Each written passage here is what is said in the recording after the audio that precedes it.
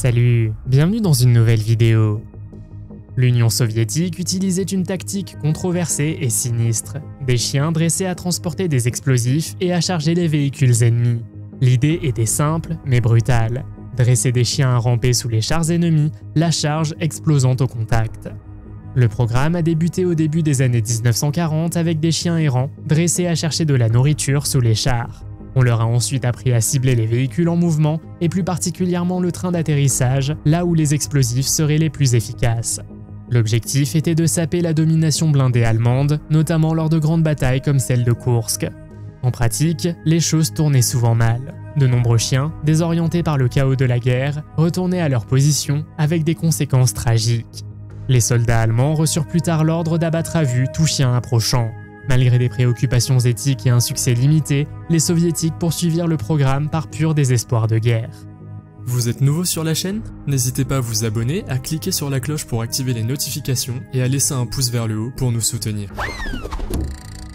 Depuis des années, des rumeurs circulent au sujet de mystérieuses expériences technologiques et biologiques menées à l'époque nazie. Si les requins volants et les robots tueurs de films comme Sky Sharks relèvent de la pure fiction, certains indices suggèrent que des conceptions réelles pourraient avoir inspiré de telles histoires.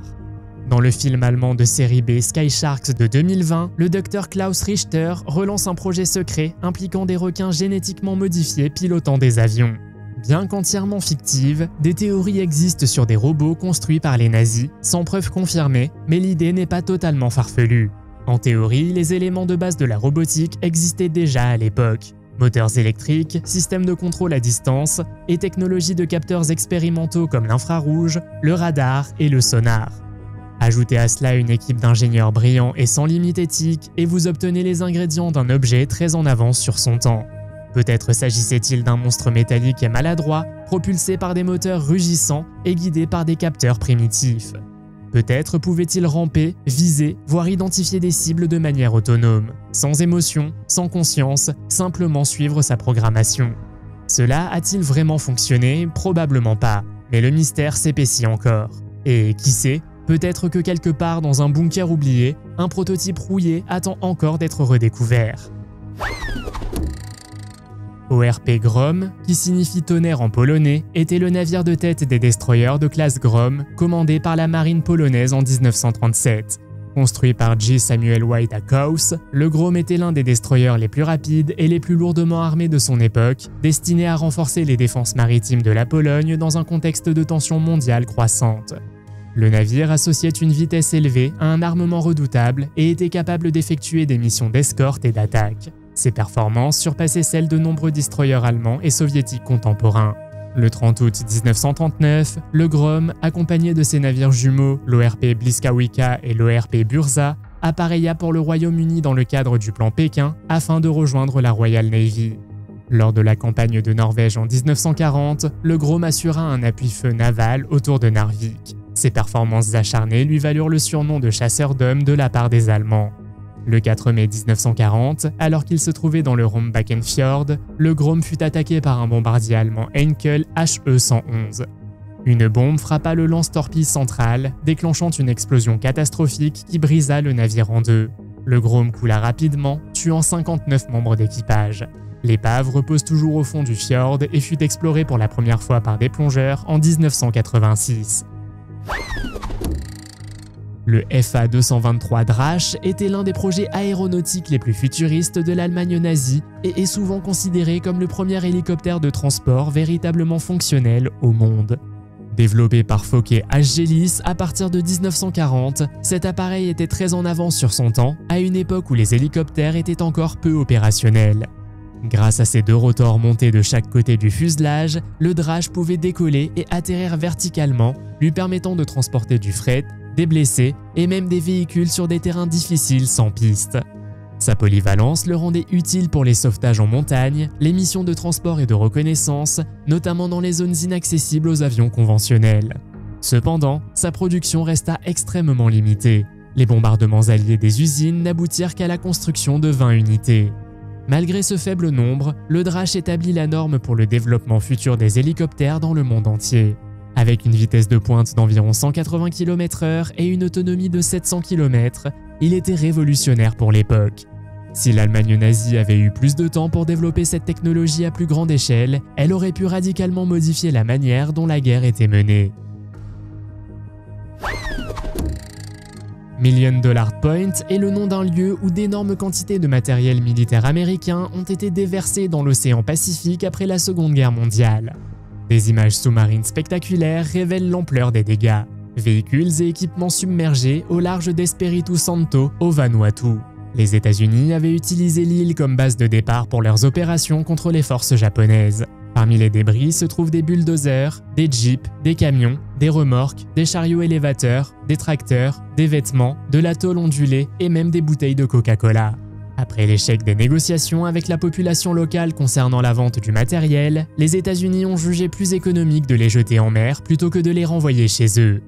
Les récits concernant ce déversement varient et beaucoup se demandent pourquoi des biens civils de valeur n'ont pas été donnés à la population locale qui aurait pu en bénéficier grandement. La brigade de construction de la marine américaine, les Seabees, construisit une rampe descendant dans l'océan où les soldats introduisirent les véhicules dans l'eau, bloquèrent les roues et sautèrent à l'eau au dernier moment.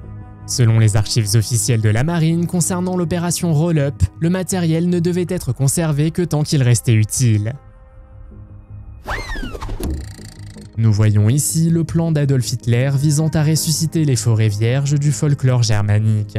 Cependant, le projet du monstre du Jura ne visait pas seulement à restaurer des forêts anciennes, mais aussi à réintroduire des espèces disparues depuis longtemps. Tout cela faisait partie de la vision insensée des nazis d'établir un Reich millénaire qui dominerait non seulement l'humanité, mais aussi la nature elle-même. Les architectes nazis de ce rêve bizarre ont conçu des plans pour les colonies aryennes et de vastes parcs de chasse exclusivement réservés aux animaux aryens. Des scientifiques allemands de haut niveau, sous la direction d'Hermann Göring et de Heinrich Himmler, ont lancé un ambitieux programme de manipulation génétique visant à modifier l'ordre naturel, tant chez les espèces sauvages que domestiques. Derrière ce projet se trouvaient deux frères zoologistes, Lutz et Heinz Eck, obsédés par l'idée de ressusciter des espèces disparues depuis longtemps. Les frères Eck ont jeté leur dévolu sur la forêt de Białowieża en Pologne. Cette forêt était un refuge pour les meutes de loups, le rare lynx eurasien, le majestueux élan européen et l'un des derniers bastions du bison d'Europe.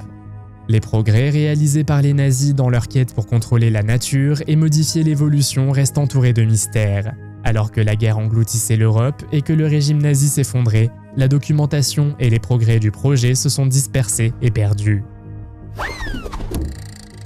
En avril 1945, pendant la Seconde Guerre mondiale, la mission top secrète Alsos, visant à recueillir des renseignements et à contrecarrer la recherche nucléaire allemande, fit une découverte importante.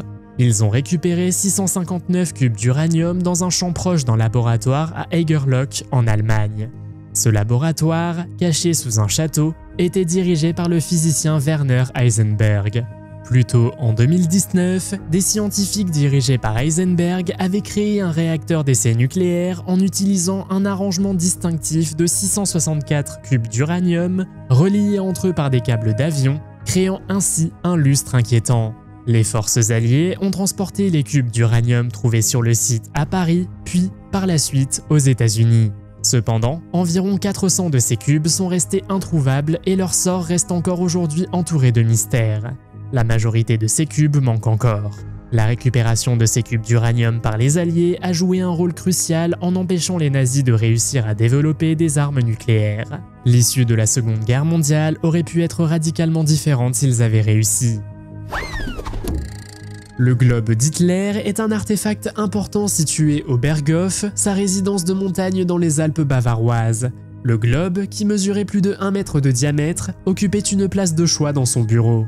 Cependant, il ne s'agissait pas d'un globe terrestre ordinaire, mais d'une version personnalisée illustrant les plans d'expansion territoriale de l'Allemagne. Le globe présentait une carte du monde personnalisée, mettant en évidence les régions conquises par l'Allemagne et les objectifs futurs, conformément à la vision d'Hitler d'un empire allemand dominant. Il reflétait sa vision mégalomaniaque du monde et sa croyance en la supériorité de la race aryenne et du peuple allemand. Hitler étudiait souvent le globe, traçant avec son doigt les zones qu'il voulait conquérir et contrôler. Le globe est devenu le point central de ses discussions stratégiques et de ses prises de décision, alors qu'il imaginait l'influence allemande s'étendre à travers l'Europe et au-delà. Après la fin de la Seconde Guerre mondiale, le Berghof a été détruit et une grande partie de son contenu, y compris le globe, a été perdu. Des années plus tard, il a été découvert par un soldat et vendu pour 65 000 $. Les parademises étaient des poupées leurres militaires utilisées pour la première fois pendant la Seconde Guerre mondiale. L'opération Titanic, comme on l'appelait, se déroulait comme suit. Des centaines de parachutistes factices ont été largués à des kilomètres de la Seine pour distraire les troupes allemandes. Ces mannequins étaient faits de toiles de jute qui étaient remplies de grains ou de sable. De plus, ils ressemblaient de loin à des soldats ordinaires pour les troupes allemandes. Ces mannequins portaient également des enregistrements sonores de coups de feu pour les rendre plus convaincants. Ils étaient fabriqués de telle sorte que lorsqu'ils atterrissaient, ils se détruisaient eux-mêmes. Il en reste très peu, mais on en trouve parfois encore. Croyez-le ou non, ils se vendent parfois des milliers de dollars lors de ventes aux enchères. Les États-Unis et la Nouvelle-Zélande ont collaboré sur une arme secrète extraordinaire, le projet SEAL, plus connu sous le nom de bombe tsunami. Lancé en 1944, ce projet visait à créer des tsunamis artificiels capables de dévaster les villes côtières et les bases navales ennemies. L'idée était de déclencher des vagues massives grâce à une série d'explosions sous-marines chronométrées. Sous la direction du physicien néo-zélandais Thomas Leach, des ingénieurs de la marine américaine ont effectué des essais dans le port de Wellington et au large des côtes néo-zélandaises. De grandes quantités d'explosifs ont été déclenchés sous l'eau pour simuler les conditions d'un tsunami. Certains essais ont généré des vagues considérables, mais elles étaient loin d'atteindre la puissance destructrice souhaitée. Un tsunami véritablement dévastateur aurait nécessité des explosifs bien plus puissants, placés avec une précision extrême, un véritable cauchemar logistique en temps de guerre. Les courants océaniques imprévisibles et l'ampleur de l'opération la rendaient impraticable. Le projet SEAL est resté confidentiel pendant des décennies, soulevant des questions quant au potentiel d'une telle arme aujourd'hui. Dans la dernière ligne droite de la guerre, l'Allemagne nazie cherchait des défenses compactes contre les incessants raids aériens alliés. Un exemple notable était le Fliegerfaust, ou point aérien, un lance-roquettes portatif permettant à chaque soldat de cibler des avions volant à basse altitude. Le concept était révolutionnaire. L'infanterie assurait son propre tir anti-aérien. Développé en 1944 par Hugo Schneider AG, le Fliegerfaust était équipé de 9 tubes, chacun capable de lancer une roquette de 20 mm. Tirées en succession rapide, les roquettes créaient une dispersion de tirs aériens conçus pour atteindre les avions de reconnaissance et les bombardiers légers. Seulement 80 à 100 exemplaires furent produits. Bien que son utilisation fût limitée, l'idée était visionnaire. Elle préfigurait un avenir où un seul soldat pourrait représenter une menace pour les avions. Le Fliegerfaust est souvent cité comme le précurseur des systèmes de défense aérienne portables modernes comme le missile Stinger, et il a influencé les technologies de défense militaire dans le monde entier. L'U-352 était un sous-marin de type V2C de la Kriegsmarine allemande nazie, lancé en 1941. Conçu pour les patrouilles atlantiques, il était armé de torpilles et de canons de pont et transportait un équipage d'environ 45 hommes. Après une première patrouille sans incident, l'U-352 entame sa deuxième mission en avril 1942, ciblant la marine alliée le long de la côte est des États-Unis. Le 9 mai 1942, près de Cape Lookout, en Caroline du Nord, il tente d'attaquer l'USCGC Icarus, pensant à tort qu'il s'agit d'un navire marchand. La torpille rate sa cible et l'Icarus riposte avec des grenades sous-marines, endommageant gravement le sous-marin. Contraint de faire surface, l'équipage tente d'abandonner le navire, mais essuie des tirs de mitrailleuses pour l'empêcher de manœuvrer les armes de pont. L'U-352 coule peu après. 15 membres d'équipage périssent et 33 sont capturés, certains des premiers prisonniers de guerre allemands capturés par les Américains. L'épave a été découverte en 1975 et repose aujourd'hui à environ 33 mètres de profondeur au large des côtes de la Caroline du Nord. Elle est devenue un site de plongée populaire, réputé pour son importance historique et l'abondance de sa vie marine. Le site est protégé par la loi américaine sur les embarcations militaires coulées qui interdit l'enlèvement d'artefacts. Le Focke-Wulf Triebflügel est sans conteste l'un des projets aéronautiques les plus étranges et futuristes de l'Allemagne nazie. Conçu en 1944, durant la phase finale désespérée de la guerre, cet avion à décollage et atterrissage verticaux était qualifié de Wunderwaffe ou arme miracle, destinée à renverser le cours du conflit. Au lieu d'ailes fixes, il possédait 3 énormes ailes rotatives tournant autour du fuselage avec des statoréacteurs montés à leurs extrémités. Cette rotation générait à la fois portance et poussée, permettant à l'avion de décoller verticalement, idéal à une époque où les aérodromes étaient constamment attaqués. Une fois en vol, l'appareil s'inclinait horizontalement pour engager les bombardiers ennemis avec 4 canons de 30 mm. Cependant, la conception resta purement théorique. Aucun prototype ne fut jamais construit ni testé. Il resta un concept de papier, un étrange mélange d'ingénierie visionnaire et de fantaisie désespérée. Le Bristol Beaufighter était un bimoteur britannique qui a joué un rôle crucial pendant la Seconde Guerre mondiale. Réputé pour sa polyvalence, il a servi de chasseur à long rayon d'action, d'avion d'attaque au sol et de bombardier torpilleur. Il fut l'un des premiers avions équipés d'un radar d'interception aéroporté, ce qui le rendit efficace contre les raids aériens nocturnes allemands au début de la guerre. De nombreuses épaves de Beaufighter ont été découvertes sous l'eau, notamment en Méditerranée. Une épave remarquable a été découverte au large de Céphalonie, en Grèce, où l'avion a été abattu par la DCA allemande le 19 juillet 1944. Des archéologues maritimes ont mené des recherches sur l'épave et son contexte historique.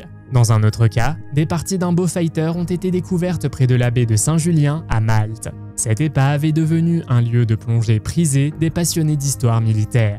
En 1999, des plongeurs ont obtenu l'autorisation des autorités britanniques de récupérer des parties de l'avion pour les exposer dans un musée local. La bombe rebondissante a été inventée par l'ingénieur britannique Barnes Wallis. Il a conçu l'idée en expérimentant des billes rebondissantes sur un réservoir d'eau dans son jardin. Le but de la bombe rebondissante était d'attaquer et de détruire les barrages allemands, en particulier ceux de la vallée de la Ruhr, essentiels à l'industrie et aux infrastructures allemandes. La bombe a été conçue pour traverser l'eau et exploser sous l'eau, provoquant des inondations massives et des dégâts aux réserves d'eau et aux centrales hydroélectriques. Elle a été utilisée pour la première fois dans le cadre de l'opération Chastise par la Royal Air Force les 16 et 17 mai 1943. La mission a été réalisée par le 617e escadron, également connu sous le nom de Dam Busters. L'escadron a utilisé des bombes cylindriques spécialement construites, baptisées Entretien, qui ont été larguées à basse altitude et à grande vitesse. Les bombes étaient conçues pour traverser l'eau, couler contre le mur du barrage et exploser sous l'eau, provoquant la rupture du barrage et l'inondation des zones environnantes. Cette attaque a été considérée comme un coup dur porté à la machine de guerre allemande et a remonté le moral des forces alliées. Dans les dernières étapes de la Seconde Guerre mondiale, alors que l'Allemagne nazie était confrontée à la puissance et à la capacité de production écrasante des Alliés, les dirigeants se sont concentrés sur le développement des armes miracles ou Wunderwaffe dans une tentative désespérée de renverser leur destin. L'un de ces projets audacieux était le concept de Sun Cannon. L'idée derrière tout cela était d'exploiter et de concentrer la puissance du Soleil dans un faisceau focalisé de chaleur et de lumière intense capable de provoquer la destruction depuis l'orbite. Le principe de base du Sun Cannon est similaire à l'utilisation d'une loupe pour allumer un feu. Lorsqu'une loupe est correctement positionnée pour capter les rayons du soleil, elle peut concentrer la lumière du soleil en un faisceau étroit, très concentré et brûlant. L'innovation impliquait la conception d'une plateforme orbitale qui collecterait et dirigerait les rayons du soleil vers une cible au sol. Cette station spatiale en orbite pourrait être repositionnée sur l'orbite terrestre pour incinérer n'importe quelle cible choisie. Des villes comme Londres ou Moscou auraient pu être réduites en cendres au gré des nazis. Le caractère dévastateur de cette arme la rendait pratiquement indéfendable. Pendant la Seconde Guerre mondiale, de nombreux pilotes ont rapporté avoir observé de mystérieux phénomènes aériens connus sous le nom de Foo Fighters. L'un d'entre eux a été observé en mai 1945 par un pilote allemand près de la Carinthie, en Allemagne. Le terme Foo Fighter a été inventé par les pilotes alliés et est un dérivé du mot français feu. Les Foo Fighters étaient décrits comme des orbes lumineuses présentant des caractéristiques de vol non conventionnelles. Ils se présentaient souvent sous la forme de sphères lumineuses, de disques ou de formes allongées et étaient généralement de couleur rouge, orange ou blanche. La rencontre du pilote allemand avec un chasseur fou près de la Carinthie est venue s'ajouter au catalogue croissant des phénomènes aériens inexpliqués observés pendant la Seconde Guerre mondiale. Le pilote a décrit l'OVNI comme un objet lumineux et pulsant qui suivait son avion avec une agilité remarquable. Le chasseur fou maintenait une distance et une vitesse constantes, défiant les lois de la physique en manœuvrant sans effort dans l'air. Ces observations ne se limitent toutefois pas à un seul camp. Étrangement, des pilotes allemands, italiens et japonais, ainsi que des forces américaines, britanniques et soviétiques, ont rapporté des expériences similaires. Cela a donné lieu à des spéculations sur l'origine et la nature des Foo Fighters. Les objets ont souvent été pris pour des avions ennemis ou des armes secrètes, mais aucun des deux partis n'a pu expliquer avec certitude leur présence ou leurs objectifs. Qu'en pensez-vous ? Dans l'état allemand de Bavière, caché dans les montagnes dans une forêt éloignée, il y a un bunker nazi secret. Très peu de gens le savent, mais on dit que c'est le même complexe souterrain où Adolf Hitler lui-même a séjourné. Le bunker se compose de plusieurs pièces où d'autres officiers supérieurs nazis ont séjourné. Les tunnels s'étendent sur plus de 6 km.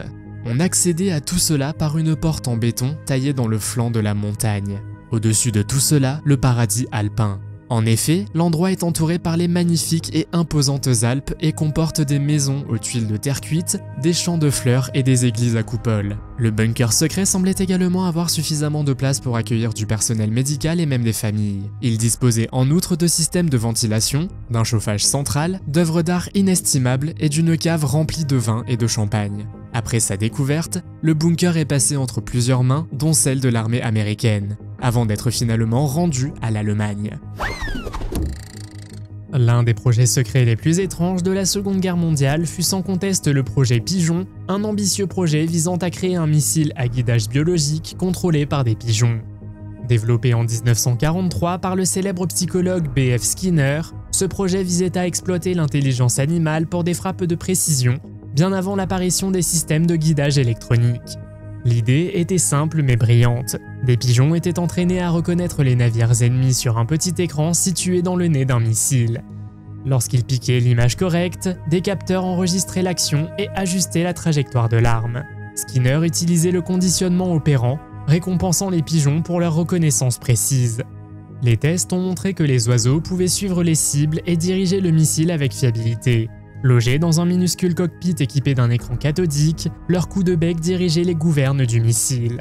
Bien que le système ait fonctionné de manière surprenante, il n'a jamais été perfectionné et l'armée américaine a finalement opté pour des solutions électroniques. Le Flammenwerfer 35, développé en 1935, fut le premier lance-flammes portatif de l'Allemagne nazie et devint rapidement l'une des armes les plus distinctives de la Wehrmacht.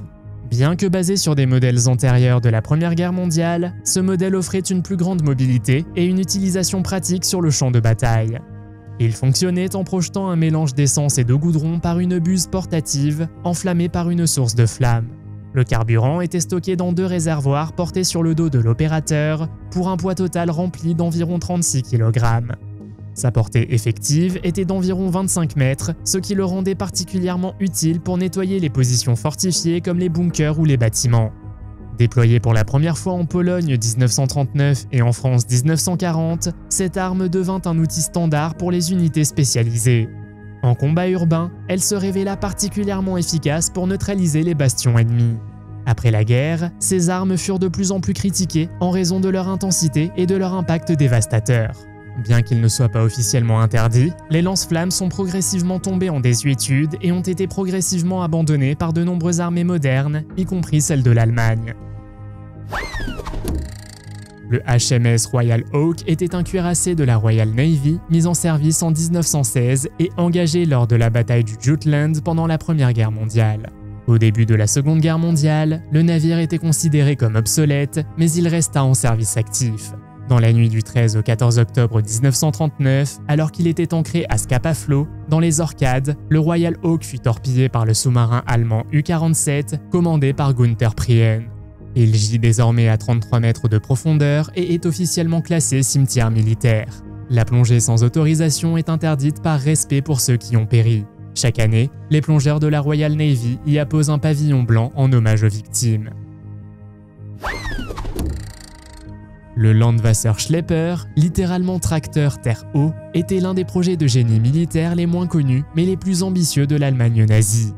Il s'agissait d'un véhicule amphibie à chenilles conçu pour traverser les rivières, soutenir les débarquements côtiers et traverser les terrains marécageux. Développé à la fin des années 1930 par Rheinmetall Borsig pour le génie allemand, le LWS s'inscrivait dans la stratégie initiale de guerre rapide interarmes de l'Allemagne, où la flexibilité logistique était cruciale dans les régions fluviales et pauvres en infrastructures comme l'Europe de l'Est. Il ressemblait à un croisement entre un bateau et un char. Une coque en acier semblable à celle d'un navire, des chenilles pour les déplacements terrestres et des hélices arrière pour la propulsion sur l'eau. Bien que non blindé et non armé, il était très mobile et pouvait transporter des troupes, du matériel et des fournitures sur l'eau ou sur les terrains marécageux. Le LWS pouvait également remorquer des pontons, des barges et des pièces d'artillerie en eau peu profonde et était théoriquement idéal pour les unités de construction de ponts et les troupes d'assaut. Cependant, l'intérêt a diminué avec l'abandon des opérations amphibies comme l'opération Sea Lion, l'invasion planifiée de la Grande-Bretagne. Seuls quelques prototypes et premiers modèles de série ont été construits. Certains ont néanmoins été déployés sur le front de l'Est et dans les Balkans, où ce type de terrain exigeait ses capacités. Une version plus avancée, le LWS-2, a été développé plus tard dans la guerre, offrant un blindage amélioré et de meilleures performances en mer. En 2012, un avion de chasse étonnamment bien conservé a été découvert dans le désert du Sahara, 70 ans après son atterrissage forcé pendant la Seconde Guerre mondiale. En explorant le désert, Jakub Perka, un ouvrier pétrolier polonais, est tombé par hasard sur un Curtiss P-40 Kitty Hawk américain à environ 320 km de la ville la plus proche. Le pilote, vraisemblablement Dennis Copping, 24 ans, a rencontré des difficultés en 1942 et a réussi à atterrir en toute sécurité dans le sable. L'historien militaire Andy Saunders a conclu que le sergent britannique avait probablement survécu au crash, car une photo montrait un parachute installé comme un abri de fortune à côté de l'avion. La radio et les batteries avaient été retirées de l'appareil, ce qui suggère que Copping a tenté de le réparer. Aucun reste humain n'ayant été retrouvé, on pense qu'il est parti à pied et a finalement succombé aux conditions difficiles du désert. Cette découverte a été décrite comme l'équivalent aéronautique du tombeau de Toutankhamon. D'après les photographies, le numéro de série semble être ET574, ce qui indique que l'avion a peut-être été piloté par l'as canadien James Stokey Edwards. Le projet Honeyboo est devenu la source de nombreux mythes et histoires de fiction, souvent associés à des bases secrètes nazies sur la face cachée de la Lune ou à des rencontres avec des êtres extraterrestres. Il existe diverses théories affirmant que le projet Honeyboo tournait autour du développement et des tests de technologies avancées, notamment des moteurs anti-gravité et des soucoupes volantes. On pense que si les Allemands avaient mis au point ces armes à temps, elles auraient pu avoir un impact significatif sur l'issue de la guerre. Certaines théories suggèrent que la Honeyboo était une soucoupe volante sécurisée par les Américains lors de l'opération High Jump en 1947. Elle pourrait avoir été liée à l'incident d'OVNI à Roswell, au Nouveau-Mexique. Le projet Honeyboo a également attiré l'attention dans la culture populaire, notamment dans les livres, les maquettes, les jeux vidéo et les films. Le Honeyboo est également apparu dans des jeux vidéo tels que X-Plane 11 et Warplanes WW2 Dogfight. À la fin des années 1930, les nazis s'intéressèrent à l'Antarctique et organisèrent une expédition pour revendiquer une partie du continent au profit de l'Allemagne. L'expédition était menée par le Schwabenland, un navire équipé d'une catapulte à vapeur et de 2 hydravions Dornier-Wal. Ces avions ont été utilisés pour effectuer des relevés photographiques approfondis, couvrant une superficie d'environ 600 000 km². L'opération High Jump a eu lieu pendant la saison estivale de l'Antarctique de 1946 à 1947, tandis que l'opération Windmill a eu lieu pendant la saison de 1947 à 1948. L'opération High Jump comprenait le plus grand groupe jamais déployé en Antarctique, composé de 4700 hommes, 13 navires et 33 avions. Les principaux objectifs de cette opération étaient de se préparer et de s'entraîner aux techniques de guerre par temps froid et aux conditions polaires. On pense que juste avant la Seconde Guerre mondiale, une base allemande aurait été établie en Antarctique par le Schwabenland. Pendant la guerre, la base s'agrandit et reçoit régulièrement des approvisionnements via des livraisons sous-marines d'armes secrètes. Selon ces récits, les Britanniques ont tenté de détruire la base lors d'un raid raté du Special Air Service en 1945. Par la suite, l'opération High Jump a été lancée pour attaquer la base, mais les troupes américaines auraient été repoussées par le déploiement d'armes secrètes, souvent décrites comme des soucoupes volantes. L'histoire se termine avec la destruction de la base par les bombes nucléaires en 1958. Le mystère du dirigeable fantôme fait référence à un incident survenu le 16 août 1942 impliquant un dirigeable de la marine américaine nommé L-8. Le dirigeable a décollé près de San Francisco avec un équipage de 2 pilotes expérimentés. Cependant, il est devenu le centre de l'attention lorsqu'il a été retrouvé sans équipage et à la dérive plusieurs heures plus tard. Ce jour-là, il effectuait une mission de routine, mais après une courte période de vol, il a dévié de sa trajectoire et s'est dirigé vers la mer. Comme il ne répondait pas aux appels radio, la marine a envoyé des avions pour enquêter. Quelques heures plus tard, le dirigeable est découvert flottant au-dessus de l'océan, intact mais sans aucune trace de l'équipage. La disparition mystérieuse de l'équipage a donné lieu à de nombreuses spéculations. Certains ont suggéré que les pilotes avaient été victimes d'un accident, tandis que d'autres pensaient qu'ils avaient peut-être rencontré des activités ennemies, ce qui avait conduit à une évacuation forcée. Cependant, aucune explication définitive n'a jamais été trouvée. La marine a mené une enquête, mais n'a pu trouver de preuves concrètes ni déterminer le sort de l'équipage. L'affaire n'a toujours pas été élucidée, et au fil des ans, diverses théories ont vu le jour, notamment celle d'une mission secrète ou d'une rencontre avec un ovni.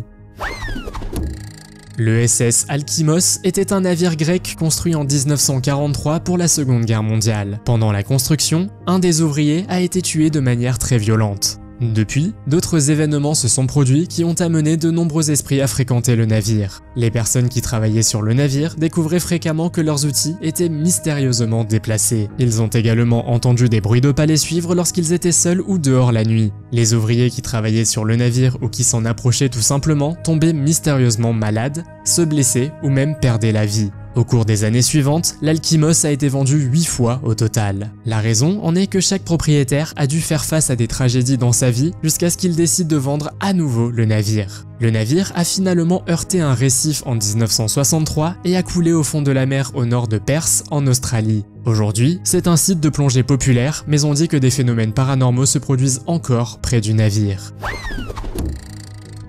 Face à l'intensification de la guerre navale, plusieurs pays ont développé des torpilles habitées, de petits submersibles pilotés par des plongeurs, conçus pour des missions de sabotage secrètes. L'Italie a été pionnière en la matière avec le Mayal, officiellement connu sous le nom de Siluro a lenta corsa ou torpille lente. Surnommé le cochon en raison de sa maniabilité complexe, il s'agissait d'un sous-marin biplace équipé d'ogives amovibles.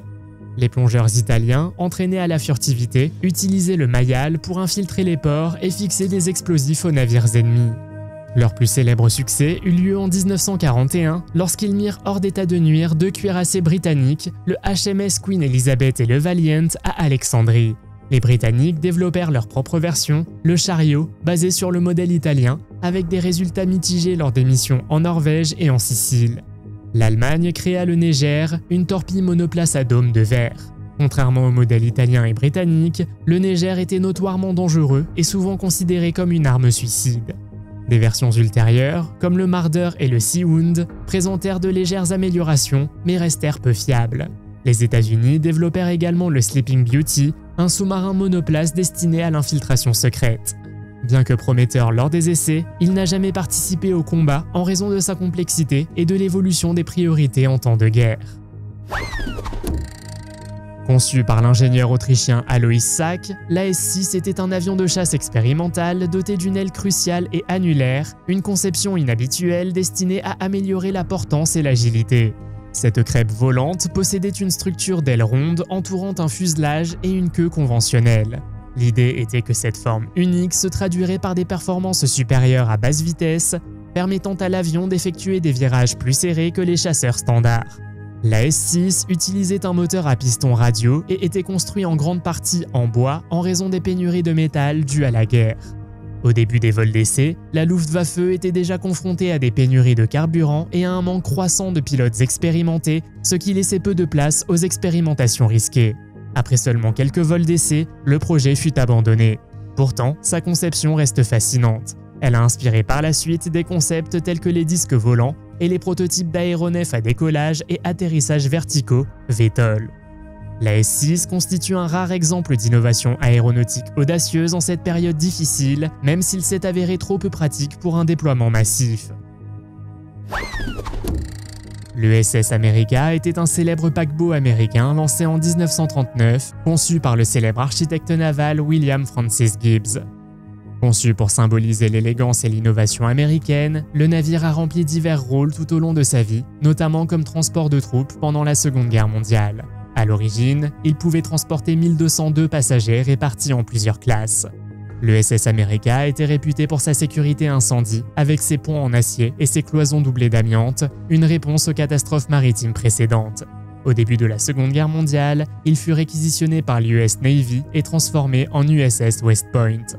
À ce titre, il transporta plus de 350 000 soldats et reçut plusieurs distinctions honorifiques. Après la guerre, le navire reprit du service civil sous son nom d'origine et sillonna les routes transatlantiques. En 1964, il fut vendu au groupe grec Chandris et rebaptisé SS Australis, opérant entre l'Europe et l'Australie. Au fil des ans, il a changé de propriétaire et de nom à plusieurs reprises, notamment Italis, Noga, Alferdos et enfin American Star. En 1994, alors qu'il était remorqué vers la Thaïlande pour être transformé en hôtel flottant, l'American Star s'est détaché lors d'une tempête et s'est échoué à Fuerteventura, aux îles Canaries.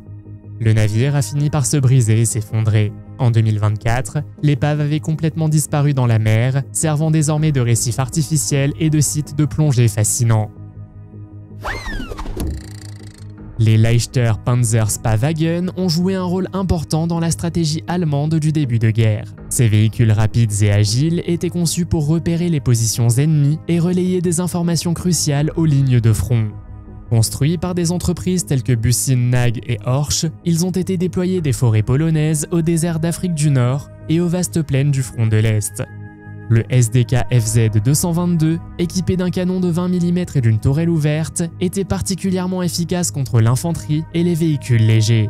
Le SDK FZ-223 était doté d'une grande antenne et d'un équipement radio avancé pour les communications longue portée. Bien que légèrement blindés et vulnérables aux armes anti-chars, ces véhicules excellaient par leur vitesse, leur flexibilité et leur valeur tactique. Leur mission de reconnaissance était si précieuse qu'ils étaient souvent accompagnés d'infanterie ou d'un soutien blindé plus lourd pour compenser leur vulnérabilité. Ils ne remportaient pas directement des batailles, mais ils rendaient des victoires possibles. À ce jour, l'Ilyushin II-2 Sturmovik demeure l'un des avions militaires les plus produits en série de l'histoire. Joseph Staline a déclaré que ces avions étaient aussi essentiels à l'armée rouge que l'air et le pain. Des milliers d'exemplaires ont été construits pendant la Seconde Guerre mondiale pour combattre les nazis. Cet avion de 11,5 mètres de long, lourdement blindé, a valu le surnom de char volant aux troupes ennemies. Ce chasseur à hélice transportait un pilote et un mitrailleur arrière et son envergure atteignait près de 15 mètres. Une épave a été retrouvée dans un lac près de Mourmansk, dans le nord de la Russie. L'avion avait été abattu le 22 août 1943 lors d'une attaque allemande près de la frontière norvégienne. Le capitaine Alexandre Ivanovitch Kalichev, alors âgé de 34 ans, a réussi à poser l'avion endommagé sans encombre sur le lac. Des années plus tard, l'épave a été récupérée par Wings of Victory, une organisation russe de restauration d'avions historiques. À l'aide de flotteurs, l'avion a été ramené à la surface et est actuellement transporté à Novosibirsk pour y être restauré. Le Kugelpanzer est un véhicule blindé unique et énigmatique de la Seconde Guerre mondiale. C'est l'un des chars les plus insolites jamais construits, caractérisé par sa forme sphérique. Le Kugelpanzer a un design minimaliste à l'extérieur, composé d'un corps cylindrique au milieu où une personne peut s'adapter. Deux roues hémisphériques sont placées de part et d'autre de la partie centrale et lui servent de moyen de propulsion. Le véhicule est doté d'un blindage mince d'environ 5 mm, bien que la composition exacte du blindage soit inconnue, car aucun échantillon métallurgique n'a été prélevé. Cependant, la raison pour laquelle ce véhicule a été construit et quel était son objectif reste un sujet de débat. La théorie la plus courante est qu'il a probablement été utilisé comme véhicule de reconnaissance expérimentale, bien que sa faible vitesse et sa visibilité limitée soulèvent des questions quant à son efficacité dans ce rôle. Il n'existe aujourd'hui qu'un seul exemple connu du Kugelpanzer. Il est exposé au musée des chars de Kubinka à Moscou, en Russie, où il est répertorié sous le nom d'exposition numéro 37. On suppose que ce véhicule a été capturé par l'armée rouge en Mandchourie. L'accès et la photographie à l'intérieur du Kugelpanzer sont strictement interdits, ce qui rend difficile la vérification de l'aménagement interne et des composants du véhicule. Un programme nazi visant à renforcer la race allemande avec du sang arien impliquait un groupe connu sous le nom d'enfants Lebensborn. Ces enfants étaient les descendants de parents soigneusement sélectionnés pour leurs caractéristiques physiques, destinés à engendrer la race aryenne idéalisée par Hitler, caractérisée par des yeux bleus et des cheveux blonds.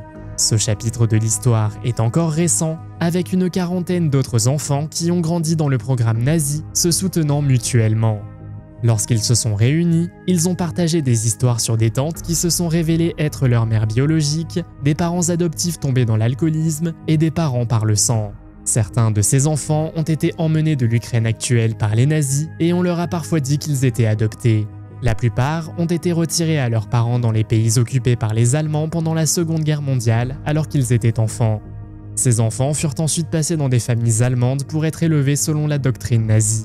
Bien que certains des quelques 8000 enfants nés dans les foyers de Lebensborn en Allemagne aient été élevés par leur mère biologique, beaucoup ont été confiés à des familles d'officiers SS de haut rang. Selon des documents déclassifiés de la CIA, on soupçonnait Adolf Hitler de s'être échappé en Colombie et d'y être resté en vie au moins jusque dans les années 1950. Les documents révèlent qu'un ancien soldat SS a affirmé avoir eu des contacts réguliers avec Hitler en Colombie et a même fourni une photographie à titre de preuve. Le rapport, soumis par le chef du bureau de la CIA au Venezuela, indique que l'informateur, Philippe Citroën, prétend avoir rencontré Hitler lors de ses voyages de Maracaibo à la Colombie alors qu'il travaillait pour une compagnie maritime. Ces observations présumées ont fait l'objet de nombreuses théories conspirationnistes. Bien que la CIA ait pris ces allégations suffisamment au sérieux pour enquêter, aucune preuve concrète de la survie d'Hitler n'a jamais été trouvée. Il est largement admis que les derniers instants d'Hitler se sont déroulés dans le bunker de Berlin en 1945. Son corps aurait été découvert par des soldats soviétiques, puis enterré dans une tombe anonyme. Les spéculations sur la fuite d'Hitler en Amérique du Sud ont été alimentées par la découverte d'autres nazis de haut rang tels qu'Adolf Eichmann et Joseph Mengele. Ce navire découvert par Google Earth est assez mystérieux. C'est principalement parce que l'on ne sait pas s'il s'agit d'un navire de la Seconde Guerre mondiale ou d'un navire secret prêt à offrir un refuge à l'élite mondiale en cas d'apocalypse potentiel. La découverte a été faite par un utilisateur de Google Earth qui se fait appeler Earth Watchman. En réponse à un tuyau anonyme, il a découvert un point de repère inhabituel au large des côtes de l'Antarctique. Plus tard, une vidéo YouTube a révélé plus de détails sur le vaisseau vraiment mystérieux. Il s'agirait d'un navire de glace de 121 mètres de long. À première vue, il ressemble à un bloc de glace, mais si vous regardez de près, vous pouvez voir les détails d'un bateau de croisière avec des cheminées et un pont. Certaines personnes pensent qu'il pourrait s'agir d'une ancienne base secrète nazie, car il existe des rumeurs selon lesquelles les nazis étaient en Antarctique à l'époque. À la fin de la Seconde Guerre mondiale et au début de la guerre froide, le Canada et les États-Unis ont développé conjointement un projet aéronautique insolite, l'Avro Canada VZ9 Avrocar. Il s'agissait d'une soucoupe volante expérimentale propulsée par des moteurs à réaction, conçue comme un avion à décollage et atterrissage verticaux VTOL révolutionnaire. Né de la fascination d'après-guerre pour les avions en forme de disque, l'Avrocar se voulait plus agile et plus polyvalent que les avions ou les hélicoptères. Construit par Avro Canada et financé par les États-Unis à la fin des années 40, cet appareil était destiné à la reconnaissance ou au transport depuis des emplacements improvisés. L'Avrocar utilisait 3 réacteurs pour propulser un turborotor central, dirigeant la poussée vers le bas pour le décollage. Cependant, des vols d'essai dans les années 1950 révélèrent une instabilité extrême. Un phénomène appelé upcapping, un mouvement de balancement incontrôlable, rendait le vol stationnaire difficile. L'Avrocar pouvait à peine s'élever de quelques mètres au-dessus du sol et voler en ligne droite s'avéra quasiment impossible. Malgré plusieurs tentatives d'amélioration, le projet fut abandonné en 1961. Pourtant, sa forme de soucoupe et son caractère secret alimentèrent les spéculations sur les ovnis pendant des années. Perché au sommet d'une falaise entre Omaha et Gold Beach en Normandie, se dressait l'une des fortifications les mieux préservées et les plus redoutables du mur de l'Atlantique, la batterie de Longues-sur-Mer.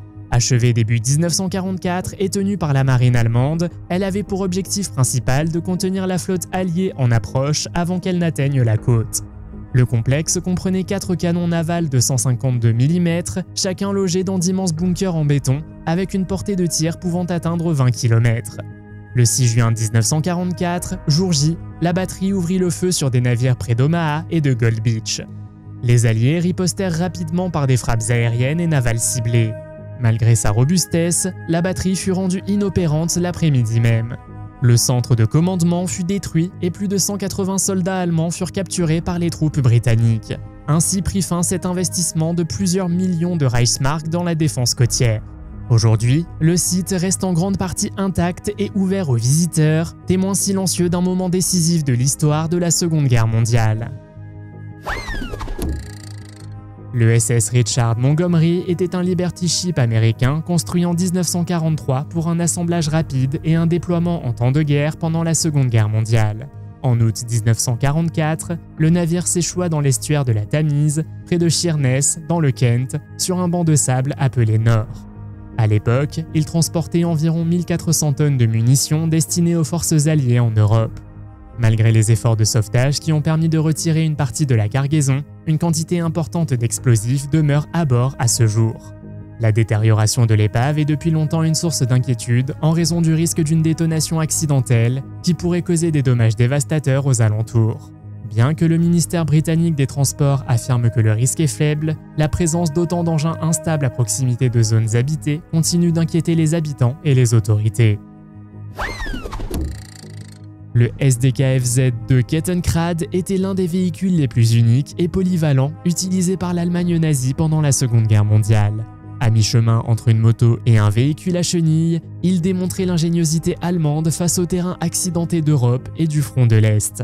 Conçu à l'origine à la fin des années 1930 comme tracteur léger pour les troupes aéroportées, le Kettenkrad s'est rapidement révélé utile pour de multiples rôles. Pose de câbles, remorquage d'artillerie légère et transport de troupes, de munitions et de ravitaillement sur des terrains boueux ou enneigés où les véhicules classiques s'enlisaient. À l'avant, un cadre de moto traditionnel avec guidon permettait la direction à basse vitesse, tandis que les chenilles arrière assuraient stabilité et adhérence. Malgré son apparence, il était étonnamment rapide, atteignant jusqu'à 70 km/h sur route goudronnée. Sa taille compacte le rendait idéal pour les chemins étroits, les ruines urbaines et même le transport aérien. Bien qu'il ne soit ni blindé ni armé, le Kettenkrad était réputé pour sa fiabilité. Sur le front de l'Est, il était souvent utilisé pour dégager des véhicules en panne, acheminer du ravitaillement vers les lignes de front ou poser des câbles de communication. En Afrique du Nord, il s'est révélé particulièrement utile dans les conditions désertiques pour l'Afrika Korps. Le char Tigre de Vimoutier est un char allemand abandonné près du village de Vimoutier en Normandie pendant la Seconde Guerre mondiale. Il faisait partie des forces allemandes en retraite après l'échec des contre-attaques contre le débarquement allié en juin 1944. Le 21 août 1944, il aurait été abandonné sur place suite à une panne mécanique ou à un manque de carburant et l'équipage l'aurait fait exploser pour empêcher sa capture. Pendant des années, l'épave est restée endommagée et partiellement enfouie au bord de la route, détériorée par les fouilleurs à la recherche de ferraille. Dans les années 70, la ville de Vimoutier a décidé de préserver le char comme monument en raison de sa valeur historique. Aujourd'hui, il est l'un des rares chars Tigre 1 d'origine encore debout et témoigne brutalement des féroces batailles qui ont eu lieu dans la région. Bien que visiblement endommagé, il a été stabilisé pour éviter toute dégradation supplémentaire et est toujours exposé à l'entrée du village. Le char est une étape populaire pour les historiens, les passionnés de chars et les touristes. Flak Turme, également connu sous le nom de Flak Towers, était d'imposantes forteresses en béton construites pendant la Seconde Guerre mondiale dans diverses villes. Il combinait des canons anti-aériens avec des abris pour les civils et la construction d'une tour flak était un projet colossal. Par exemple, la tour Berlin-Flak dans le parc Humboldt-Hain a coûté environ 90 millions de marks à construire et a nécessité environ 800 hommes pour la construction. Des villes comme Berlin, Hambourg et Vienne possédaient plusieurs complexes de tours flak, chacun composé de plusieurs tours. D'autres villes, comme Stuttgart et Francfort, ont également érigé des tours flak plus petites à des points stratégiques. Ces tours étaient équipées d'une combinaison de canons anti-aériens de gros et petits calibres, dont des canons 128 mm et des canons de 20 mm. Les tours avaient des champs de tir superposés, créant un réseau dense de tirs anti-aériens pour défendre les villes. Certaines tours flak disposaient également d'installations supplémentaires telles que des hôpitaux, des stations de radio et des espaces de stockage pour les trésors artistiques. Pendant la bataille de Berlin, les habitants des tours flak ont formé leur propre communauté. Jusqu'à 30 000 Berlinois ont trouvé refuge dans une tour pendant la bataille. Les tours flak furent également parmi les derniers endroits à se rendre à l'Armée rouge lors de la chute de Berlin. À la fin de la Seconde Guerre mondiale, le sous-marin U-530 se rend à Buenos Aires, en Argentine. Il était alors sous le commandement d'un jeune lieutenant de la Kriegsmarine. Il fallut beaucoup plus de temps que prévu pour atteindre l'Argentine, n'arrivant qu'en juillet 1945 avec le journal de bord manquant et le canon du pont jeté par-dessus bord. C'était remarquable puisque la guerre avait déjà pris fin en mai 1945. La plupart des sous-marins, comme le U-530, avaient leurs canons de pont retirés après 1943. Pourtant, le U-530 avait un canon de pont installé lors de sa dernière patrouille. La question persistante a toujours été de savoir pourquoi il a fallu si longtemps à l'U-530 pour atteindre l'Argentine et ce qu'il a fait pendant ce temps, mais l'équipage a refusé de discuter de ces questions. On suppose que l'U-530 aurait pu être impliqué dans le transport de nazis de haut rang vers l'Argentine.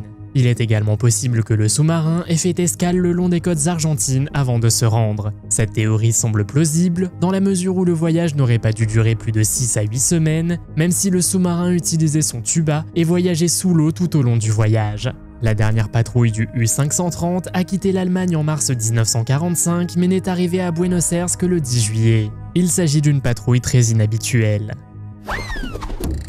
En 2016, un archéologue russe a choqué le monde en annonçant une découverte terrifiante dans les montagnes enneigées de Bolchoï-Tchar en Russie. Il a trouvé une mystérieuse valise remplie de crânes d'extraterrestres. Ce qui rend cette découverte encore plus fascinante, c'est le lien supposé avec l'âne nerveux, connu pour ses expériences pseudo-scientifiques pendant la Seconde Guerre mondiale. Mais quel est le lien entre cette obscure organisation nazie et l'étrange découverte en Russie ? Alors que nous nous interrogeons sur l'origine et la signification de cette valise de crâne, elle reste l'un des nombreux mystères d'un chapitre sombre de l'histoire. À votre avis, que faisaient les nazis dans cette ville et auraient-ils pu entrer en contact avec quelque chose de surnaturel ou d'extraterrestre ?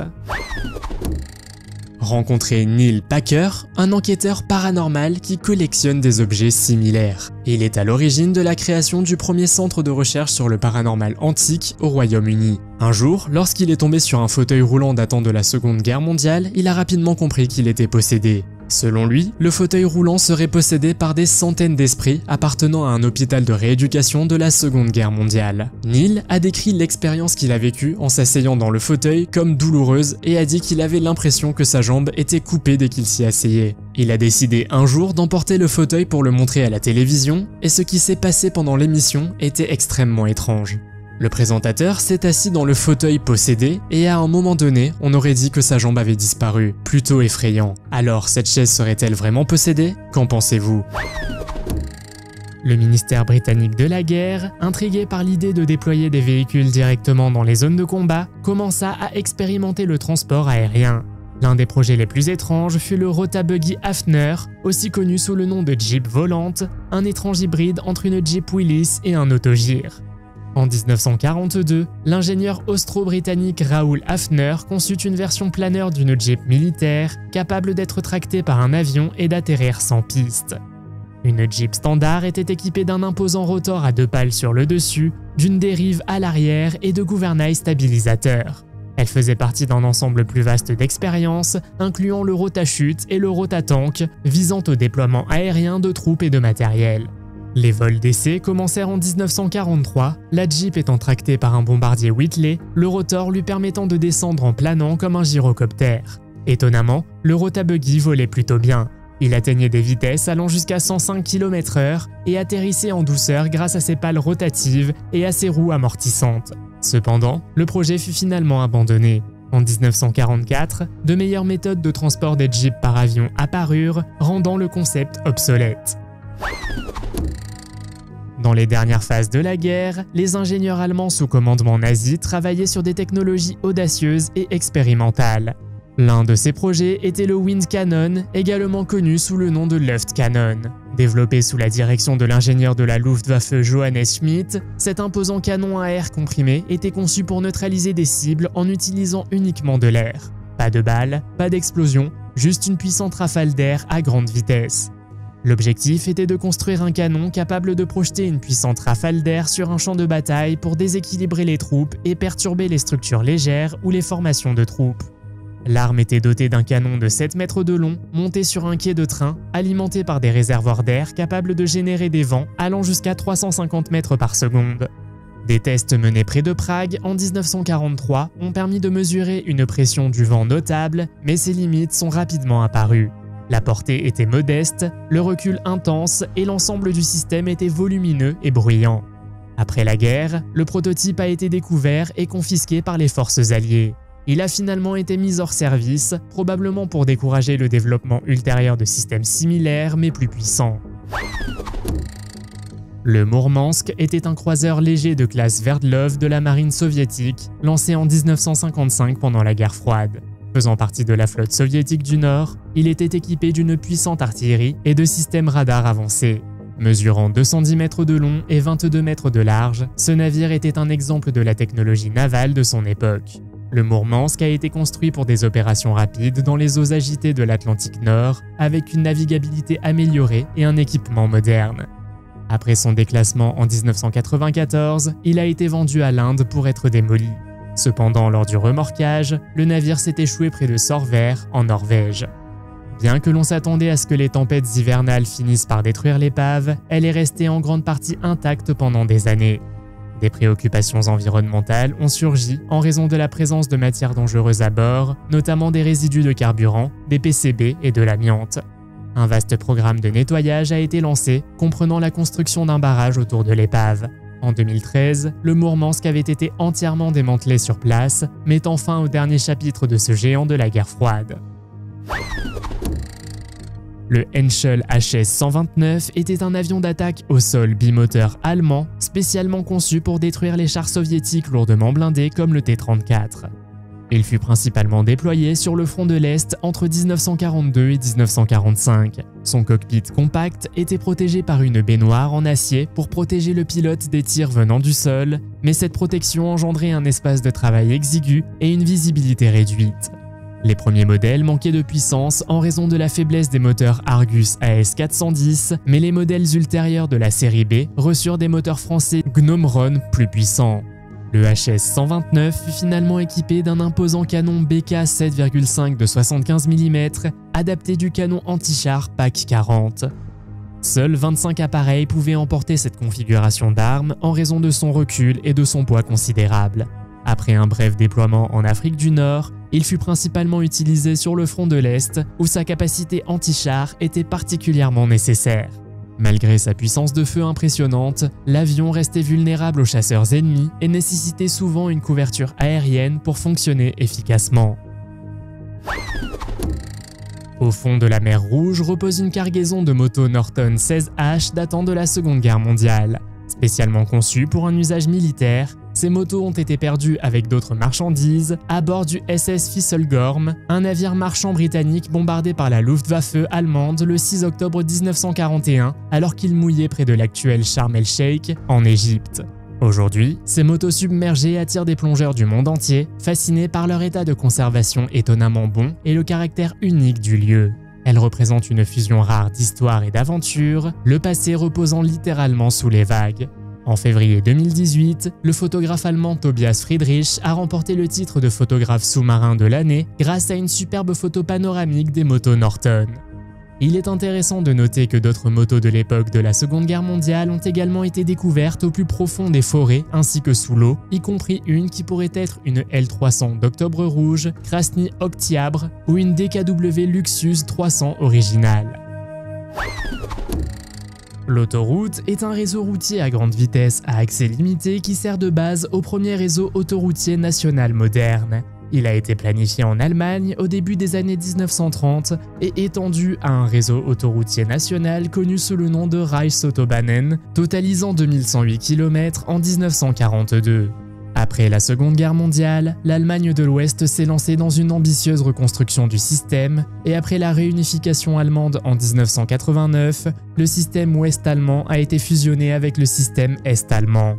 C'est l'un des réseaux autoroutiers les plus longs du monde, avec une longueur totale d'environ 12 996 km, et il est également connu pour l'absence de limitation de vitesse générale.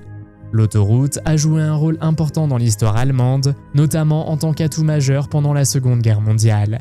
La Blitzkrieg allemande, ou guerre éclair, qui impliquait des attaques massives coordonnées, a également utilisé l'autoroute pour des mouvements rapides de troupes. Et en ce qui concerne le transport, une autre chose construite par les nazis était la Volkswagen. Sa production de masse a été initiée par le gouvernement allemand sous la direction d'Adolf Hitler et du Parti national-socialiste.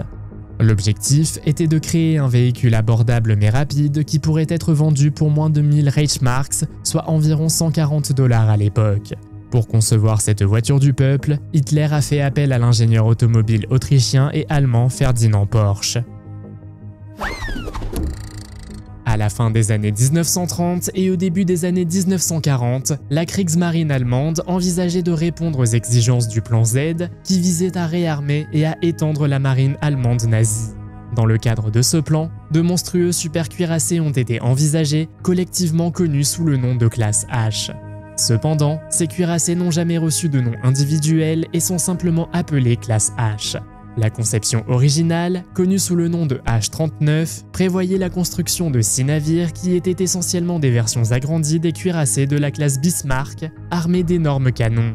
Les modèles ultérieurs comme le H-41 comportaient des canons principaux encore plus gros avec 8 armes. Le modèle final, connu sous le nom de H-44, disposait d'un armement massif composé de canons encore plus gros. Les premières études de conception du cuirassé, codé sous le nom de Battleship H, remonte à 1935. Hitler lui-même exigeait des armes plus grosses que celles de tout adversaire potentiel, soulignant la supériorité de ses cuirassés. Cependant, le déclenchement de la guerre en septembre 1939 provoqua un arrêt de la construction des navires de classe H. On s'attendait à ce que les travaux sur les cuirassés reprennent après une victoire allemande dans la guerre. Le lagon de Truk, situé dans l'océan Pacifique, abrite l'un des cimetières sous-marins les plus célèbres au monde. Pendant la Seconde Guerre mondiale, Truk a servi de base navale japonaise majeure et a été la cible d'une attaque aérienne dévastatrice en février 1944, connue sous le nom d'opération Hailstone. L'attaque a permis de couler de nombreux navires et avions japonais, créant ainsi le cimetière du lagon de Truk. Le lagon de Truk est parsemé des restes de plus de 60 navires et 250 avions, dont la plupart sont restés au fond de la mer. Les navires coulés comprennent des cuirassés, des croiseurs, des destroyers, des sous-marins, des cargos et même des porte-avions. Ces épaves servent aujourd'hui de récifs artificiels et attirent des plongeurs du monde entier. L'exploration du cimetière du lagon de Truk est un véritable voyage dans le temps. Les épaves sont remarquablement bien conservées, grâce aux eaux calmes et protégées du lagon et à l'absence de courant fort.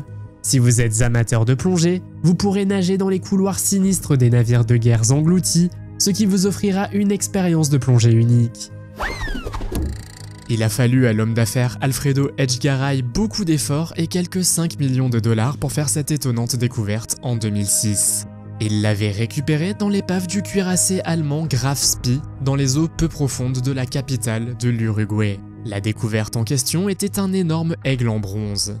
Pendant la guerre, cette statue décorait la proue du cuirassé allemand. L'aigle en bronze pesait 317 kg et avait une envergure terrifiante de près de 3 mètres. Cette étrange découverte n'est cependant pas sans conséquences. Une bataille juridique s'ensuit, au cours de laquelle Alfredo entre en conflit avec le gouvernement pour revendiquer l'aigle. Il finit par le vendre pour le faire exposer dans un musée. Le waterfall Ferngelenkte Flakrakete était une avancée technologique révolutionnaire avec des décennies d'avance sur son temps. Lancé en 1942, le projet visait à créer un missile d'interception à lancement vertical inspiré de la conception de la fusée V2. Mesurant environ 7,5 mètres de haut et pesant près de 3600 kg, il utilisait un moteur fusée à propergol liquide capable d'atteindre une vitesse de 2700 km/h. Avec une portée d'environ 50 km et une altitude plafond de 18 km, il était théoriquement capable d'engager des cibles à haute altitude, comme des bombardiers lourds. Contrairement au V2 balistique, le Wasserfall était télécommandé par guidage radar et commande manuelle, un précurseur primitif des systèmes de précision modernes. Son ogive utilisait une fusée de proximité, lui permettant de déstabiliser des cibles sans impact direct. Plusieurs vols d'essai ont été effectués avec des résultats mitigés, mais il n'a jamais atteint un déploiement massif. Après la guerre, les États-Unis et l'Union soviétique étudièrent en détail la conception du missile. Ces concepts de propulsion et de guidage influencèrent des systèmes ultérieurs comme le Nike Ajax et le SA-2. Cependant, le Wasserfall lui-même ne fut jamais développé ni produit. La côte des Squelettes en Namibie s'étend le long du littoral atlantique, là où le froid courant de Benguela entre en collision avec le brûlant désert du Namib. Ce choc crée un épais brouillard et des courants dangereux, causant plus d'1 millier d'épaves disséminées le long de la côte. Le peuple indigène San appelait autrefois cette région la terre créée par Dieu dans la colère. Aujourd'hui, ce littoral désolé est jonché de coques rouillées, d'ossements de baleines et de vestiges de catastrophes maritimes. L'une des épaves les plus marquantes est celle du Dunedin Star, un cargo britannique qui s'est échoué le 29 novembre 1942 alors qu'il transportait des munitions et des passagers pour soutenir la 8e armée britannique. Il s'est échoué près du clan Alpin Shoal, déclenchant une opération de sauvetage complexe impliquant des navires, des avions et des convois terrestres. Malgré les conditions difficiles, les 106 passagers et membres d'équipage ont finalement été secourus, bien qu'un remorqueur, un avion et 2 sauveteurs aient été perdus au cours de la mission. Une autre épave emblématique est l'Edward Bolen, un cargo allemand qui a coulé dans un épais brouillard près de la baie de la Conception le 5 septembre 1909. En raison des sables mouvants, ces restes gisent aujourd'hui à environ 800 mètres à l'intérieur des terres, semblant étrangement échoués dans le désert. L'Otavie, un navire à vapeur moins connu qui transportait du guano, s'est échoué près de la baie de Spencer en 1945. Bien que moins célèbre que le Dunedin Star et l'Edward Bolen, l'épave de l'Otavie ajoute au paysage fantomatique de la périlleuse côte des Squelettes. Le Jagd Tiger représentait l'apogée de l'obsession de l'Allemagne nazie pour les chasseurs de chars lourds, un géant quasi invincible conçu pour éliminer les blindés ennemis à très grande distance. Basé sur le châssis déjà impressionnant du Tigre II, le Jagd Tiger pesait près de 75 tonnes, ce qui en faisait le véhicule de combat opérationnel le plus lourd de la Seconde Guerre mondiale. Avec son épais blindage frontal et sa taille imposante, il était conçu pour la défense statique plutôt que pour les manœuvres rapides. Son arme principale, un canon anti-char massif capable de détruire pratiquement n'importe quel char allié, bien avant qu'il ne puisse riposter. Le blindage frontal du Jagd Tiger atteignait jusqu'à 250 mm d'épaisseur, le rendant quasiment invulnérable à la plupart des armes alliées. Mais une telle force brute avait un prix. Le Jagd Tiger était lent, sujet aux pannes mécaniques et souvent victime de son propre poids. Le moteur et la transmission peinaient sous la charge. Seulement 70 à 80 exemplaires furent construits entre 1944 et 1945 en raison des bombardements et du manque de ressources. Nombre d'entre eux combattirent sur le front occidental, notamment lors de la bataille des Ardennes. Correctement positionné, un seul Jagd Tiger pouvait décimer une formation entière d'ennemis, mais de tels scénarios étaient rares. Le plus souvent, ils tombaient en panne à cause de problèmes de moteur ou de pénurie de carburant plutôt que sous les tirs ennemis. Mais imaginez leur efficacité redoutable s'ils avaient été fiables.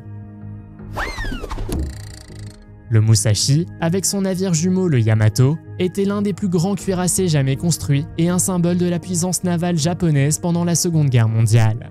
Mis en service en 1942, le navire était équipé d'énormes canons de 46 cm et d'un blindage important, mais sa taille imposante en faisait également une cible de choix.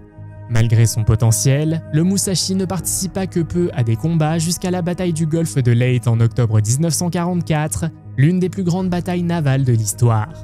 Le 24 octobre 1944, lors de la première phase de la bataille en mer de Sibuyan, le Musashi fut attaqué à plusieurs reprises par des avions américains embarqués sur porte-avions. En quelques heures, il fut touché par au moins 17 bombes et 19 torpilles. Lourdement endommagé et inondé, le navire finit par chavirer et couler, emportant avec lui plus de 1000 membres d'équipage. L'épave est restée inconnue pendant des décennies jusqu'en 2015, année où elle a été localisée par une équipe dirigée par Paul Allen, cofondateur de Microsoft. Reposant à plus d'1 kilomètre sous la surface de la mer de Sibuyan, le Musashi est un vestige exceptionnellement bien préservé de l'époque des cuirassés, puissant mais extrêmement vulnérable aux attaques aériennes. Le Krumlov, qui signifie canon incurvé en français, était un ajout unique développé par l'Allemagne pour le fusil STG-44. Explorons plus en détail cette invention. Le Krumlov a été conçu comme un canon de forme incurvée, permettant aux soldats de tirer dans les coins depuis une position sûre, sans s'exposer à une riposte. Il comprenait un viseur périscope et un miroir pour permettre aux tireurs de maintenir une prise et une soudure de joue standard tout en visant. Le Krumlov était principalement destiné à être utilisé à courte distance, comme dans les combats urbains ou la guerre de tranchées, où les soldats devaient toucher des cibles sans ligne de vue directe. Plusieurs variantes du Krumlov ont été produites avec différents degrés de courbure, notamment 30, 45, 60 et même 90 degrés. Cependant, la variante à 30 degrés a été la seule produite en nombre significatif. Le Krumlov est souvent considéré comme un exemple de l'obsession de l'Allemagne de la fin de la guerre pour le développement d'armes non conventionnelles et peu pratiques. Bien que le concept du tir dans les virages soit intrigant, les limitations et les difficultés techniques l'ont empêché de devenir une arme efficace et largement utilisée. Pendant la Seconde Guerre mondiale, les soldats allemands et alliés comptaient sur l'utilisation de drogues améliorant la performance pour maintenir leur endurance. Les troupes allemandes recevaient une forme de méthamphétamine sous forme de pilules qui était largement distribuée parmi les soldats de la Wehrmacht avant l'invasion réussie de la France en 1940. À cette époque, cette drogue était répandue parmi les pilotes de la Luftwaffe afin de les préparer aux exigeantes longues missions ou pour lutter contre l'insomnie et la faim. Au cours du Blitz, une impitoyable campagne de bombardement nazi contre la Grande-Bretagne d'avril à juin 1940, environ 35 millions de tablettes furent envoyées à 3 millions de soldats, marins et pilotes allemands. Ces soldats parcouraient de longues distances, faisant avancer les lignes de front sans dormir ni se reposer. Les soldats étaient ensuite maintenus éveillés pendant de longues périodes, améliorant ainsi leur performance dans des conditions exténuantes et atténuant les effets des chocs causés par les obus et du SSPT. Le projet Ahnenerbe était une organisation de recherche créée au sein du régime nazi en 1935. Sous la direction de Heinrich Himmler, l'Ahnenerbe visait à légitimer une idéologie de suprématie aryenne. L'un des principaux objectifs du projet Ahnenerbe était de fournir des preuves archéologiques à l'appui de la croyance selon lesquelles la race aryenne, considérée comme supérieure par les nazis, descendait des dieux nordiques. Le projet Ahnenerbe a bénéficié d'un financement et de ressources importants, des millions de dollars ayant été alloués à ces efforts. Le projet s'est concentré sur l'exploration de sites et d'artefacts anciens, en particulier ceux associés aux cultures germaniques et nordiques. Les chercheurs ont tenté de trouver des preuves archéologiques que les anciennes tribus germaniques étaient des descendants directs des dieux et qu'elles étaient intrinsèquement supérieures aux autres races. Les efforts du projet ont été largement infructueux et ils n'ont pas réussi à trouver de preuves solides au cours de leurs recherches. Adolf Hitler était un homme ambitieux et l'une de ses ambitions était de construire le plus grand canon de tous les temps. Le canon Gustav mesurait plus de 46 mètres de long, plus de 12 mètres de haut et pesait près de 1350 tonnes. L'objectif de ce canon était de détruire les fortifications situées à la frontière française le long de la ligne Maginot. Comme on peut s'y attendre, le canon n'était pas particulièrement facile à utiliser. Par exemple, il mettait trop de temps à tirer et coûtait la somme astronomique de 67 millions de dollars. En outre, il nécessitait un équipage de 250 soldats et ingénieurs. Le canon Gustav n'a finalement tiré que 48 coups, car il s'est avéré que sa taille en faisait une cible facile pour les pilotes alliés. Il a donc également été rapidement mis hors service et ce n'est que plus tard que les restes du canon ont été retrouvés dans l'est de l'Allemagne. Pendant la Seconde Guerre mondiale, le Japon lança une arme secrète contre les États-Unis, les Fugo ou ballons incendiaires. Il ne s'agissait pas de bombes conventionnelles, mais de ballons remplis d'hydrogène transportant des bombes incendiaires et à fragmentation, conçus pour surfer sur le courant G au-dessus de l'océan Pacifique. De fin 1944 à début 1945, le Japon largua plus de 9000 ballons explosifs destinés à déclencher des incendies de forêt, à semer la panique et à détourner l'attention américaine du front du Pacifique. Chaque ballon, mesurait environ 10 mètres de diamètre, était fabriqué en papier washi léger et équipé de sacs de lestage et de capteurs barométriques pour maintenir l'altitude. Il pouvait flotter jusqu'à 3 jours et parcourait plus de 9600 km, un exploit exceptionnel pour l'époque. Environ 300 ballons ont atteint l'Amérique du Nord, de l'Alaska au Mexique et jusqu'au Michigan. L'incident le plus meurtrier s'est produit le 5 mai 1945, près de Blythe dans l'Oregon, lorsqu'Elsie Mitchell et 5 enfants ont été tués après avoir croisé un ballon écrasé. Ce fut la seule action ennemie meurtrière sur le sol américain pendant la Seconde Guerre mondiale. Pour éviter la panique et empêcher le Japon de réagir, le gouvernement américain a imposé un blackout médiatique. La stratégie a porté ses fruits. Le Japon a estimé que la campagne avait échoué et a mis fin au programme en 1945. L'Uranverein, ou Club de l'uranium, était la tentative secrète de l'Allemagne nazie de développer l'énergie nucléaire et une arme potentiellement puissante pendant la Seconde Guerre mondiale. Le projet a débuté en avril 1939, peu après la découverte de la fission nucléaire par les scientifiques allemands Otto Hahn et Fritz Strassmann, et s'est révélé initialement prometteur. Cependant, il a rapidement rencontré des difficultés. Contrairement au projet Manhattan, bien coordonné aux États-Unis, le programme nucléaire allemand souffrait d'un manque de direction centrale, d'un financement insuffisant et d'objectifs militaires flous. Des retards supplémentaires ont été causés par des rivalités internes et une méfiance envers certaines théories scientifiques, notamment celles associées à Einstein. L'un des vestiges les plus fascinants de ce projet est le réacteur de Heggerloch, construit sous une église de la ville de Heggerloch, dans le sud-ouest de l'Allemagne. Construit en 1944, il consistait en des cubes d'uranium suspendus dans de l'eau lourde pour tenter de déclencher une réaction en chaîne contrôlée. L'expérience a finalement échoué en raison d'un manque d'uranium et d'une installation inefficace. En avril 1945, les troupes américaines découvrirent le réacteur lors d'une mission secrète, démantelèrent l'installation et saisirent les matériaux. Une analyse ultérieure révéla que le programme allemand était encore loin d'atteindre la technologie de l'arme nucléaire. Lors du débarquement allié en Normandie en juin 1944, l'un des plus grands défis consistait à débarquer rapidement des troupes et du matériel sans accès à un port. La solution ? Construire secrètement des ports temporaires et portables, les remorquer à travers la Manche et les assembler sur la côte française. On les appela alors les ports Mulberry, d'immenses ports artificiels composés de caissons en béton préfabriqués, de chaussées flottantes et de structures en acier. Ils étaient conçus pour être remorqués par section et rapidement assemblés sur place.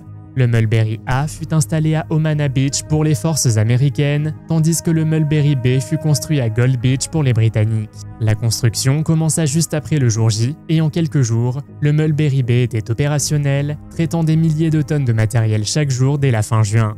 Le 19 juin 1944, une violente tempête détruisit le Mulberry A de manière irréparable. Cependant, le Mulberry B resta en service pendant plus de 10 mois.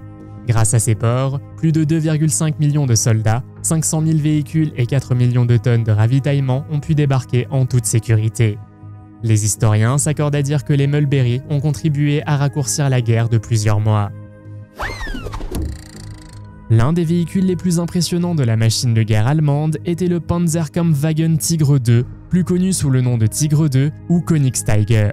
Ce char lourd symbolisait à la fois l'ambition technologique et l'ambition logistique du Troisième Reich.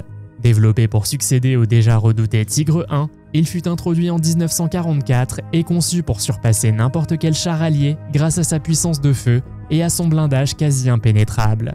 Le Tigre II combinait l'épais blindage du Tigre I avec la conception inclinée du T-34 soviétique, lui permettant de dévier et d'absorber les obus. Équipé de l'un des canons de char les plus puissants de la guerre, le Tigre II pouvait détruire presque tous les chars ennemis à longue portée. Son blindage frontal pouvait atteindre 150 mm d'épaisseur et était incliné pour une efficacité maximale. Il participa pour la première fois au combat en Normandie après le jour J, puis pendant la bataille des Ardennes. Cependant, le char présentait des inconvénients majeurs. Il était extrêmement lourd, gourmand en carburant et sujet aux problèmes mécaniques. Sa complexité rendait les réparations sur le champ de bataille difficiles. Seuls 492 exemplaires furent construits, bien trop peu pour renverser le cours de la guerre. La carrière des voitures oubliées en France est un site remarquable où a été découverte une collection de véhicules abandonnés datant principalement de la Seconde Guerre mondiale. Cachés dans une carrière de la campagne française, les lieux sont devenus célèbres pour leur importance historique et le mystère qui entoure ces voitures oubliées. On pense que les véhicules ont été cachés au début de la guerre pour éviter leur saisie par les nazis pendant l'occupation allemande de la France. Nombre d'entre eux sont aujourd'hui rouillés et endommagés, signe qu'ils sont restés intacts pendant des décennies. La découverte a été faite par le photographe belge Vincent Michel, qui a documenté le site et ses véhicules. Si quelques-uns ont été récupérés pour être vendus aux enchères, la plupart restent dans la carrière, trop endommagés pour être déplacés. La collection présente des voitures des années 30 et 40, présentant un large éventail de modèles vintage qui offrent un aperçu de l'histoire automobile de cette époque. Recouvertes de rouille et de délabrement, les voitures racontent une histoire de perte et de résilience, faisant de ce site une destination incontournable pour les historiens et les passionnés d'automobile. Le mur de l'Atlantique était une gigantesque structure de défense côtière construite par les nazis pendant la Seconde Guerre mondiale. C'était comme un immense mur le long des côtes de la mer du Nord et de l'océan Atlantique, de la Norvège jusqu'à la frontière espagnole. Ce mur était difficile à manquer, car il s'étendait sur plus de 5000 km. Qu'y avait-il dans ce mur? Eh bien des bunkers en béton, des fortifications et même des obstacles naturels comme des falaises et des rochers ont été utilisés. L'objectif était de créer une forteresse presque impénétrable qui pourrait être défendue par relativement peu de troupes. Le mur de l'Atlantique était censé protéger les ports clés ainsi que les cibles militaires et industrielles. La construction de ce méga-mur a coûté une fortune en ressources et en main-d'œuvre, et plus de 1,4 million de travailleurs ont été impliqués, dont certains étaient des travailleurs forcés des camps de concentration. Plus de 17 000 km² de béton et 1,2 million de tonnes d'acier y ont été utilisés. Et malgré tous ces efforts, le mur fut percé par les Alliés le jour J, le 6 juin 1944, lors de l'invasion de la Normandie. Pendant la Seconde Guerre mondiale, Heinrich Himmler a élaboré un plan, connu sous le nom d'Alpenfestung, en novembre et décembre 1943. Ce plan impliquait le retrait du gouvernement et des forces armées allemandes dans une zone s'étendant du sud de la Bavière à l'ouest de l'Autriche jusqu'au nord de l'Italie. Le concept d'Alpenfestung a servi d'outil de propagande efficace et de stratégie de tromperie militaire appliquée par les Allemands dans les derniers stades de la guerre. Les rapports de renseignement reçus par le quartier général suprême des forces expéditionnaires alliées indiquaient que la région alpine abritait des réserves de nourriture et de premières nécessités militaires accumulées au cours des 6 mois précédents, ainsi que des installations de production d'armes. Ces rapports suggéraient qu'Hitler pourrait échapper aux Alliés et causer des difficultés significatives aux forces d'occupation dans toute l'Allemagne à partir de ce terrain fortifié. Des rumeurs ont été divulguées au gouvernement neutre, gardant l'état de préparation de la forteresse incertain. Pour induire davantage en erreur les renseignements militaires alliés, de faux rapports et comptes sur les matériaux de construction, la production d'armes et les transports de troupes ont été établis. Cette tromperie élaborée, orchestrée par la Bundeswehr allemande, est considérée comme l'une de leurs plus grandes réalisations pendant la guerre, même si l'ampleur exacte du succès est contestée. La station météorologique Kurt était une station météorologique automatique exploitée par la Kriegsmarine allemande pendant la Seconde Guerre mondiale. Elle a été établie en octobre 1943 par une équipe de sous-marins lors d'une opération secrète dans le nord du Labrador, à Terre-Neuve. Il s'agit de la seule opération militaire armée allemande connue en Amérique du Nord. L'objectif de la station météorologique Kurt était de recueillir des données météorologiques susceptibles d'aider les opérations des sous-marins allemands dans l'Atlantique Nord. La station était équipée d'une technologie de pointe pour mesurer la température, la vitesse du vent, la pression atmosphérique et d'autres paramètres météorologiques cruciaux. Les données recueillies devaient fournir des informations précieuses pour la planification des patrouilles de sous-marins et des attaques de convois. Cependant, en 1944, une expédition militaire conjointe canado-américaine, portant le nom de code Opération Victory, a été lancée pour mettre hors service la station météorologique allemande. À l'aide de photographies aériennes et de renseignements recueillis auprès de prisonniers de guerre allemands, les Alliés parviennent à localiser l'emplacement de la station. En juillet 1945, une équipe de soldats canadiens, soutenue par du personnel américain, s'est lancée dans une mission audacieuse pour démanteler la station météorologique. Ils doivent faire face à des défis logistiques et naviguer sur un terrain accidenté, mais leur détermination est payante. Le 22 août 1945, ils ont atteint le site et ont réussi à démanteler la station, mettant ainsi fin aux activités de la station météorologique Kurt. Pendant la Seconde Guerre mondiale, à environ 30 minutes de Vienne en Autriche, les nazis ont trouvé un endroit idéal pour construire le premier avion de chasse. L'endroit où ils l'ont fait était la Sea Grotte, un énorme système de grottes souterraines situé sous une mine. Après une inondation accidentelle, il a été abandonné en 1912. Pendant une brève période, dans les années 1930, elle était devenue une attraction touristique et des années plus tard, les nazis s'en sont emparés. Aussi fascinante que soit la grotte, sa profondeur de 60 mètres offrait une protection maximale contre une attaque des Alliés. Elle offrait également une couverture suffisante au sens propre comme au sens figuré, car la grotte était secrète pour protéger les nazis suffisamment longtemps. La Seagrotte a fini par accueillir 2000 ouvriers qui ont fabriqué le premier avion de chasse. Aujourd'hui, une maquette de l'avion tristement célèbre y est exposée. Pouvez-vous imaginer tomber accidentellement sur une telle grotte ? Les Hobart Funnies étaient des chars spécialement modifiés conçus pour surmonter les obstacles mortels du mur de l'Atlantique lors du débarquement du jour J en juin 1944. Nommé d'après le major général Percy Hobart, le commandant de chars britannique visionnaire qui les a conçus, ces machines étranges mais incroyablement efficaces combinaient une ingénierie inventive avec la nécessité du champ de bataille, transformant les chars standards en véhicules d'assaut polyvalents. Les Funnies comprenaient des chars de déminage comme le Sherman Crab, équipés de chaînes rotatives pour faire exploser les mines en toute sécurité. D'autres modèles déposaient des tapis sur le sable mou et les cratères pour faciliter le passage des véhicules. Certains étaient des chars lance-flammes pour nettoyer les bunkers et les tranchées. Il y avait aussi des chars poseurs de ponts pour franchir rapidement les fossés anti-chars, ainsi que des chars amphibies, des générateurs de fumée et des véhicules de démolition. Hobart comprit que les chars conventionnels seraient inefficaces contre les plages lourdement fortifiées de Normandie. Ces machines excentriques ont été cruciales pour briser les défenses allemandes et ont joué un rôle clé dans le succès de l'opération Overlord. Le programme Mistel était un projet aéronautique secret de la Luftwaffe visant à développer des avions composites uniques. Ces avions étaient en réalité des bombes volantes géantes. Le nom Mistel, qui signifie Guy, une plante parasite, symbolisait l'avion de chasse supérieur monté sur un bombardier modifié. Le pilote pilotait l'appareil combiné vers la cible, puis larguait la partie inférieure, sans pilote, qui poursuivait sa route seul vers l'objectif.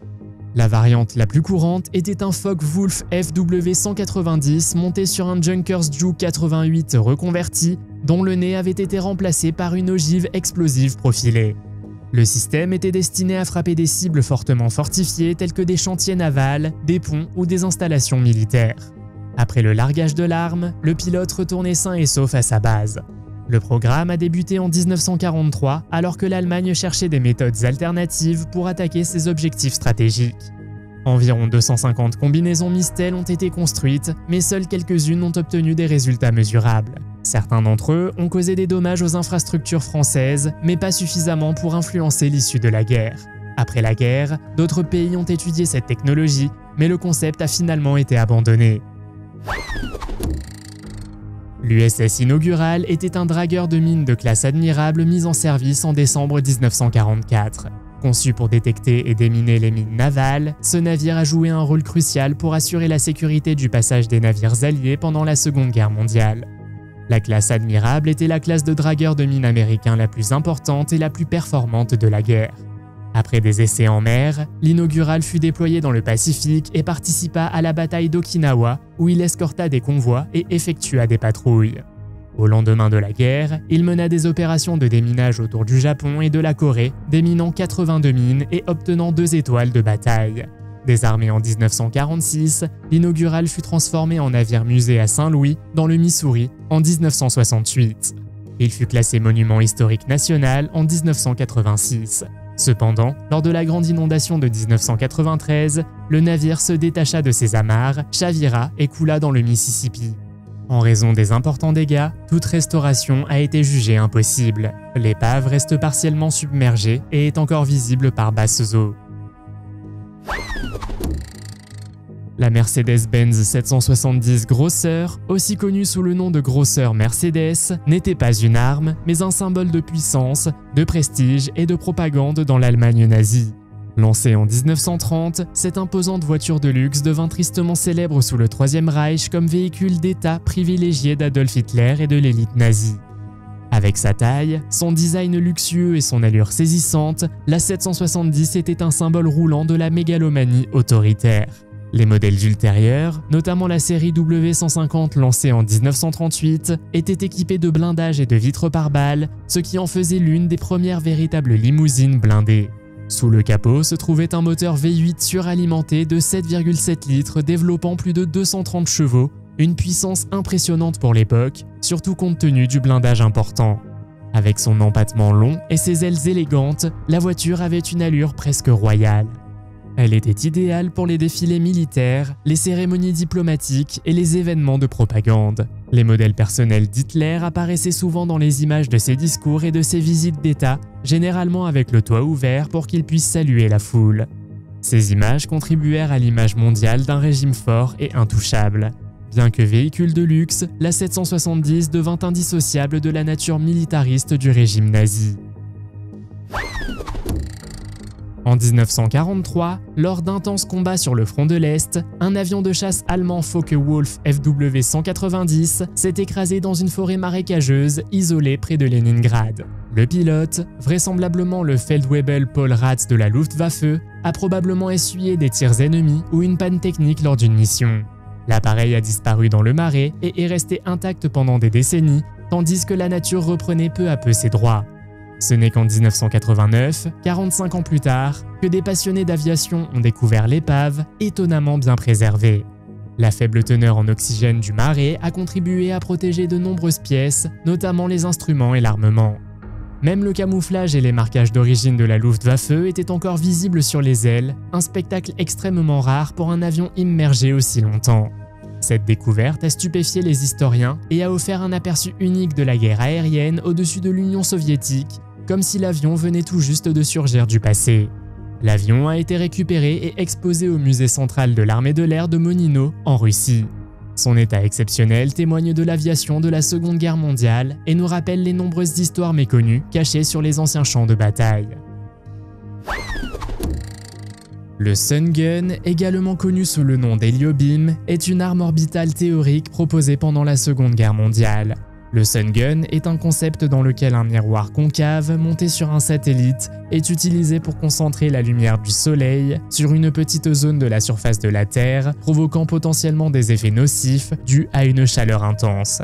Cette idée a été développée par le physicien allemand Hermann Oberth en 1929. Il envisageait une station spatiale située à environ 8200 km au-dessus de la Terre, équipée d'un grand réflecteur en sodium métallique. Le réflecteur proposé, d'une superficie de 9 km², serait capable de concentrer la lumière du Soleil pour générer suffisamment de chaleur pour faire bouillir un océan ou enflammer une ville. Pendant la Seconde Guerre mondiale, un groupe de scientifiques allemands a développé le concept du pistolet solaire d'Oberth sur le terrain d'essai de l'artillerie allemande à Hillersleben. Les nazis ont également affirmé que si on leur avait donné 50 à 100 ans, ils auraient pu construire cette arme de destruction massive. Au milieu des années 1920, l'Avril Gesellschaft, une organisation allemande profondément liée au nazisme, se lance dans des expéditions au Tibet. Leur objectif était de trouver des preuves d'anciens ancêtres ariens qui descendraient apparemment d'une race d'extraterrestres nordiques qui avaient élu domicile sur la Terre intérieure. Inspiré par ces croyances, Adolf Hitler chercha à établir une présence en Antarctique. En 1938, une expédition fut envoyée sur le continent à la recherche d'un royaume caché connu sous le nom de Monde des Serpents. Ce complexe se composait de 7 niveaux de vastes grottes et tunnels souterrains. Il était censé servir de rampe de lancement extraterrestre pour des missions au sein de notre galaxie. Les habitants de ce royaume auraient même encouragé les nazis à établir une colonie à leur côté appelée Neuschwabenland. Le but de cette colonie était de promouvoir un développement scientifique et technologique commun entre les Allemands et les êtres extraterrestres. Alors que la Seconde Guerre mondiale engloutissait la planète, les nazis ont commencé la construction d'une forteresse sous-marine impénétrable en Antarctique, connue sous le nom de Station 211. Cette forteresse avait pour but de contrôler les eaux environnantes et de servir de site de relocalisation aux projets les plus secrets d'Heinrich Himmler. Parmi ces projets figuraient par exemple des disques antigravité. À ce jour, on connaît l'existence de 7 systèmes d'abris et de tunnels connus sous le nom de projet Reise dans la région des monts des Hiboux. Le projet Reise était une initiative de construction massive entreprise par l'Allemagne nazie pendant la Seconde Guerre mondiale. L'objectif de ce projet ambitieux reste entouré de mystères et sa portée et ses objectifs n'ont pas encore été entièrement élucidés. Situé dans les monts des Hiboux, dans l'actuelle Pologne, le projet Reise prévoyait la construction d'un réseau souterrain de tunnels, de bunkers et d'installations. L'objectif exact du projet Reise fait encore l'objet de débats et de spéculations parmi les historiens et les chercheurs. Au fil des ans, diverses théories ont émergé, allant de son utilisation potentielle comme quartier général d'Adolf Hitler à un lieu secret pour le développement d'armes, en passant par un lieu de stockage sécurisé pour des artefacts de valeur. Certains suggèrent même qu'il aurait pu servir de système de transport souterrain secret ou de refuge pour les hauts fonctionnaires nazis. Les tunnels s'étendent sur des kilomètres et présentent des conceptions complexes, notamment des chambres, des puits, des escaliers et même des installations d'eau. Nombre de ces installations souterraines étaient également équipées de lourdes portes anti-explosion, de systèmes de ventilation et d'autres mesures défensives. Si vous avez déjà vu l'un des films La Momie, vous connaissez probablement la malédiction du pharaon. On raconte qu'après la découverte de la tombe du roi Toutankhamon en 1922, une série d'événements suspects et maléfiques se sont produits, dont l'équipe d'archéologues responsables a fait malheureusement les frais. Lors des fouilles de la tombe, plusieurs objets ont été trouvés, dont 2 instruments de musique en métal ressemblant très fortement à des trompettes. Il s'agissait apparemment d'instruments de destruction. Nous avançons maintenant jusqu'au printemps 1939. La BBC veut faire une émission en direct où elle joue des trompettes pour la première fois depuis plus de 3000 ans. Mais les gens ont rapidement commencé à parler d'une malédiction lorsque la voiture de l'un des présentateurs de télévision a failli sortir de la route sur le chemin du studio. De plus, l'électricité a été coupée et les lampes de recharge n'ont pas fonctionné. C'est également à peu près à ce moment-là qu'Hitler a envahi la Pologne et que la Seconde Guerre mondiale a commencé. Il a été décidé de ne plus jouer de la trompette jusqu'en 1967. Peu de temps après, la guerre des 6 jours entre l'Égypte et Israël a commencé. Lorsque les trompettes ont été jouées à nouveau, la révolution égyptienne a commencé une semaine plus tard. Peut-être qu'il ferait mieux de laisser ces maudites trompettes tranquilles, vous ne pensez pas ? Pendant la Seconde Guerre mondiale, les sous-marins allemands représentaient une menace considérable pour les voies d'approvisionnement alliées dans l'Atlantique Nord. Pour y remédier, l'inventeur britannique Geoffrey Pike proposa une idée peu orthodoxe, construire un gigantesque porte-avions en glace. C'est ainsi qu'est né le projet Habakkuk, une expérience de guerre secrète britannico-canadienne, soutenue par Lord Mountbatten et initialement approuvée par Winston Churchill lui-même. Le navire devait être construit en picrète, un matériau composite composé de glace et de pulpe de bois, beaucoup plus résistant et fondant plus lentement que la glace ordinaire. Étonnamment, les balles le pénétraient à peine et sa flottabilité était impressionnante. Le modèle original mesurait plus de 600 mètres de long, pesait environ 2,2 millions de tonnes et comportait des pistes suffisamment longues pour accueillir des bombardiers lourds. La durabilité du picrète impressionna les ingénieurs. La légende raconte que Churchill demanda une démonstration, au cours de laquelle une balle ricocha et faillit blesser un officier. Un prototype fut construit sur le lac Patricia en Alberta au Canada en 1943, mais les difficultés s'accumulèrent rapidement. Le navire nécessitait un système de refroidissement complexe pour rester congelé même en eau froide, et les matériaux et la main-d'œuvre se faisaient de plus en plus rares. En 1944, le projet fut officiellement abandonné.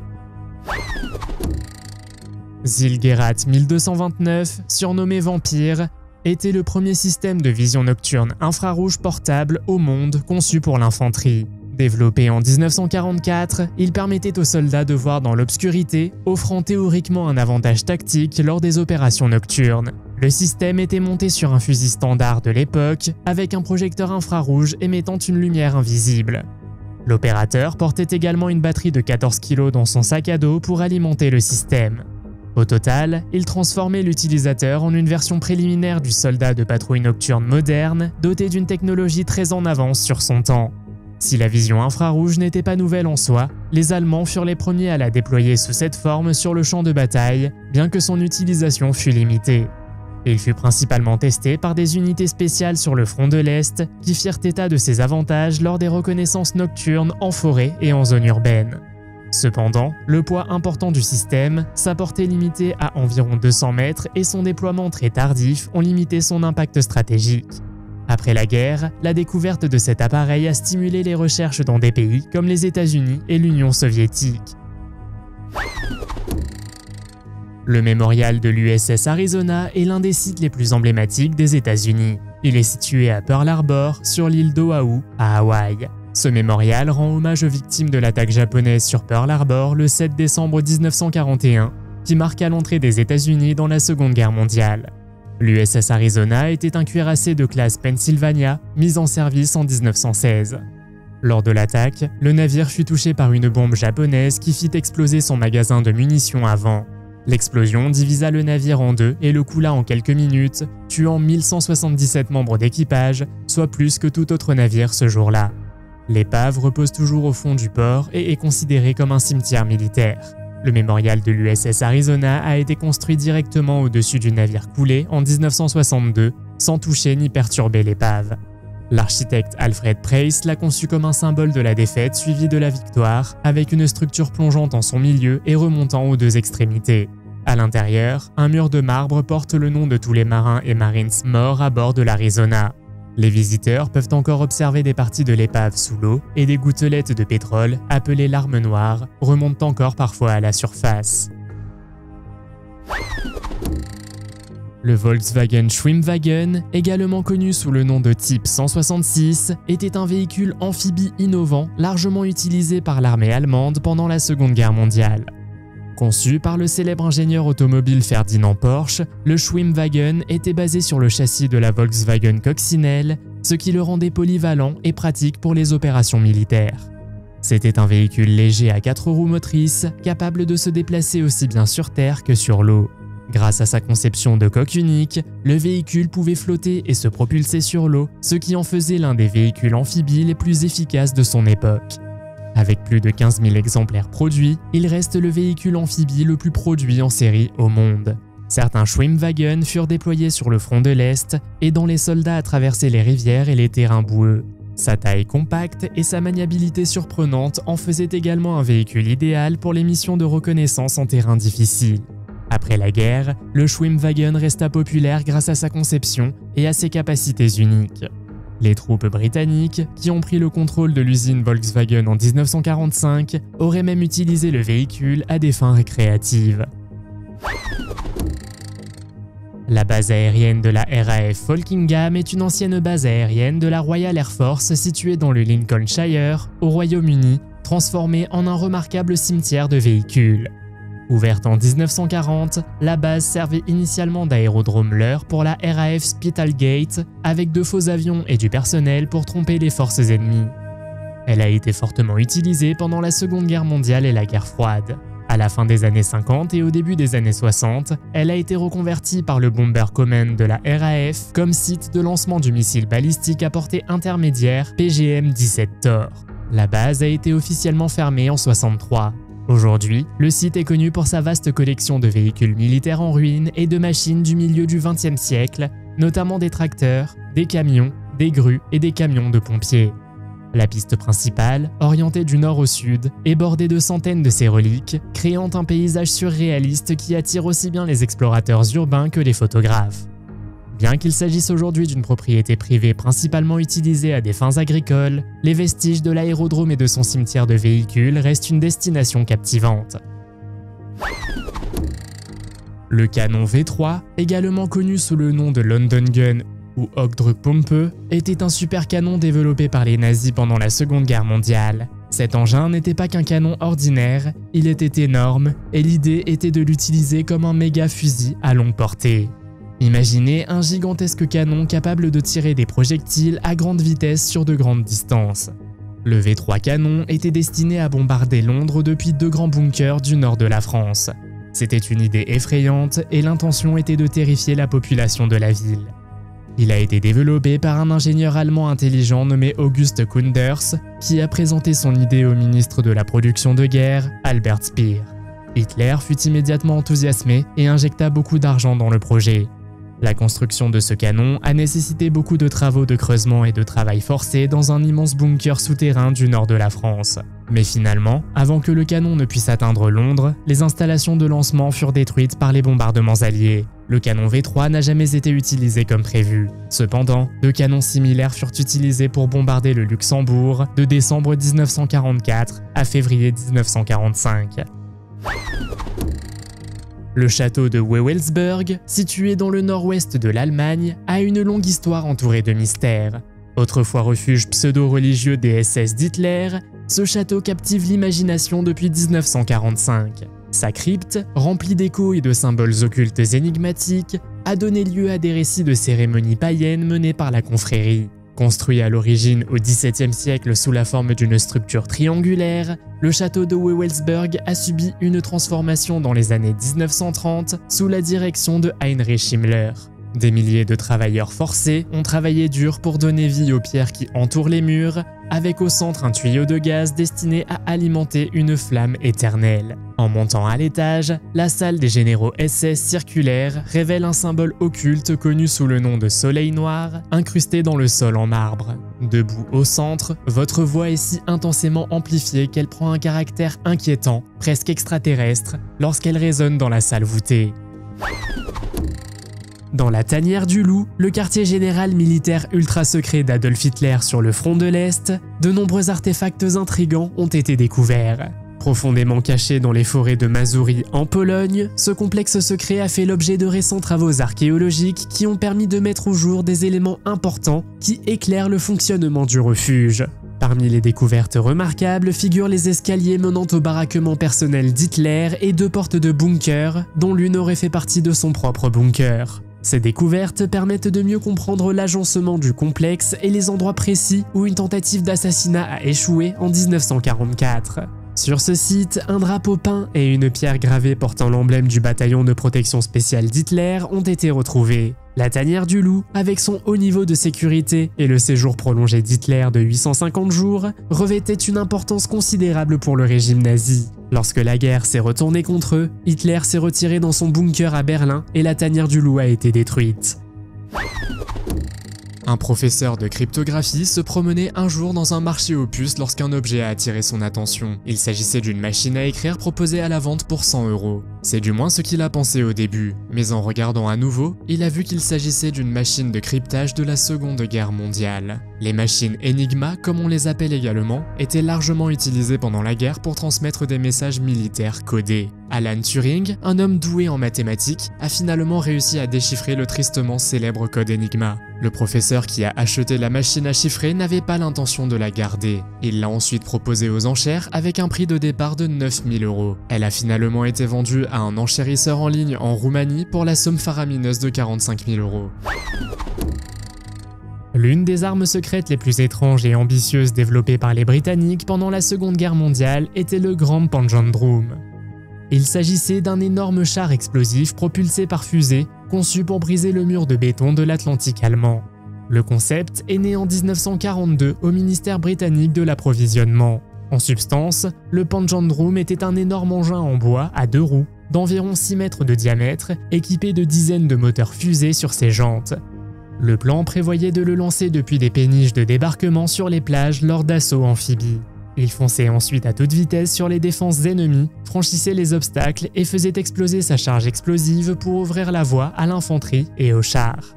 Dotée de 28 roquettes à cordite sur chaque roue, l'arme devait atteindre une vitesse de 100 km/h, une forme précoce et extrêmement peu conventionnelle de propulsion terrestre par fusée. Elle emportait environ 680 kg d'explosifs, destinés à détruire les positions fortifiées. En pratique cependant, le Panzerdrum s'est avéré quasiment impossible à contrôler. Les fusées fournissaient une poussée inégale, provoquant des vrilles, des dérapages, voire des décollages. Lors des essais, il est devenu dangereux pour son propre équipage. Le projet a été abandonné en 1943 en raison de son impraticabilité et de sa dangerosité. Quelle technologie secrète voudriez-vous utiliser? Faites-le moi savoir dans les commentaires. Si vous avez aimé cette vidéo, mettez un pouce en l'air. Si vous voulez voir d'autres vidéos que nous avons réalisées, cliquez sur l'une d'entre elles à l'écran ou jetez un coup d'œil à la chaîne. Merci d'avoir regardé et à la prochaine.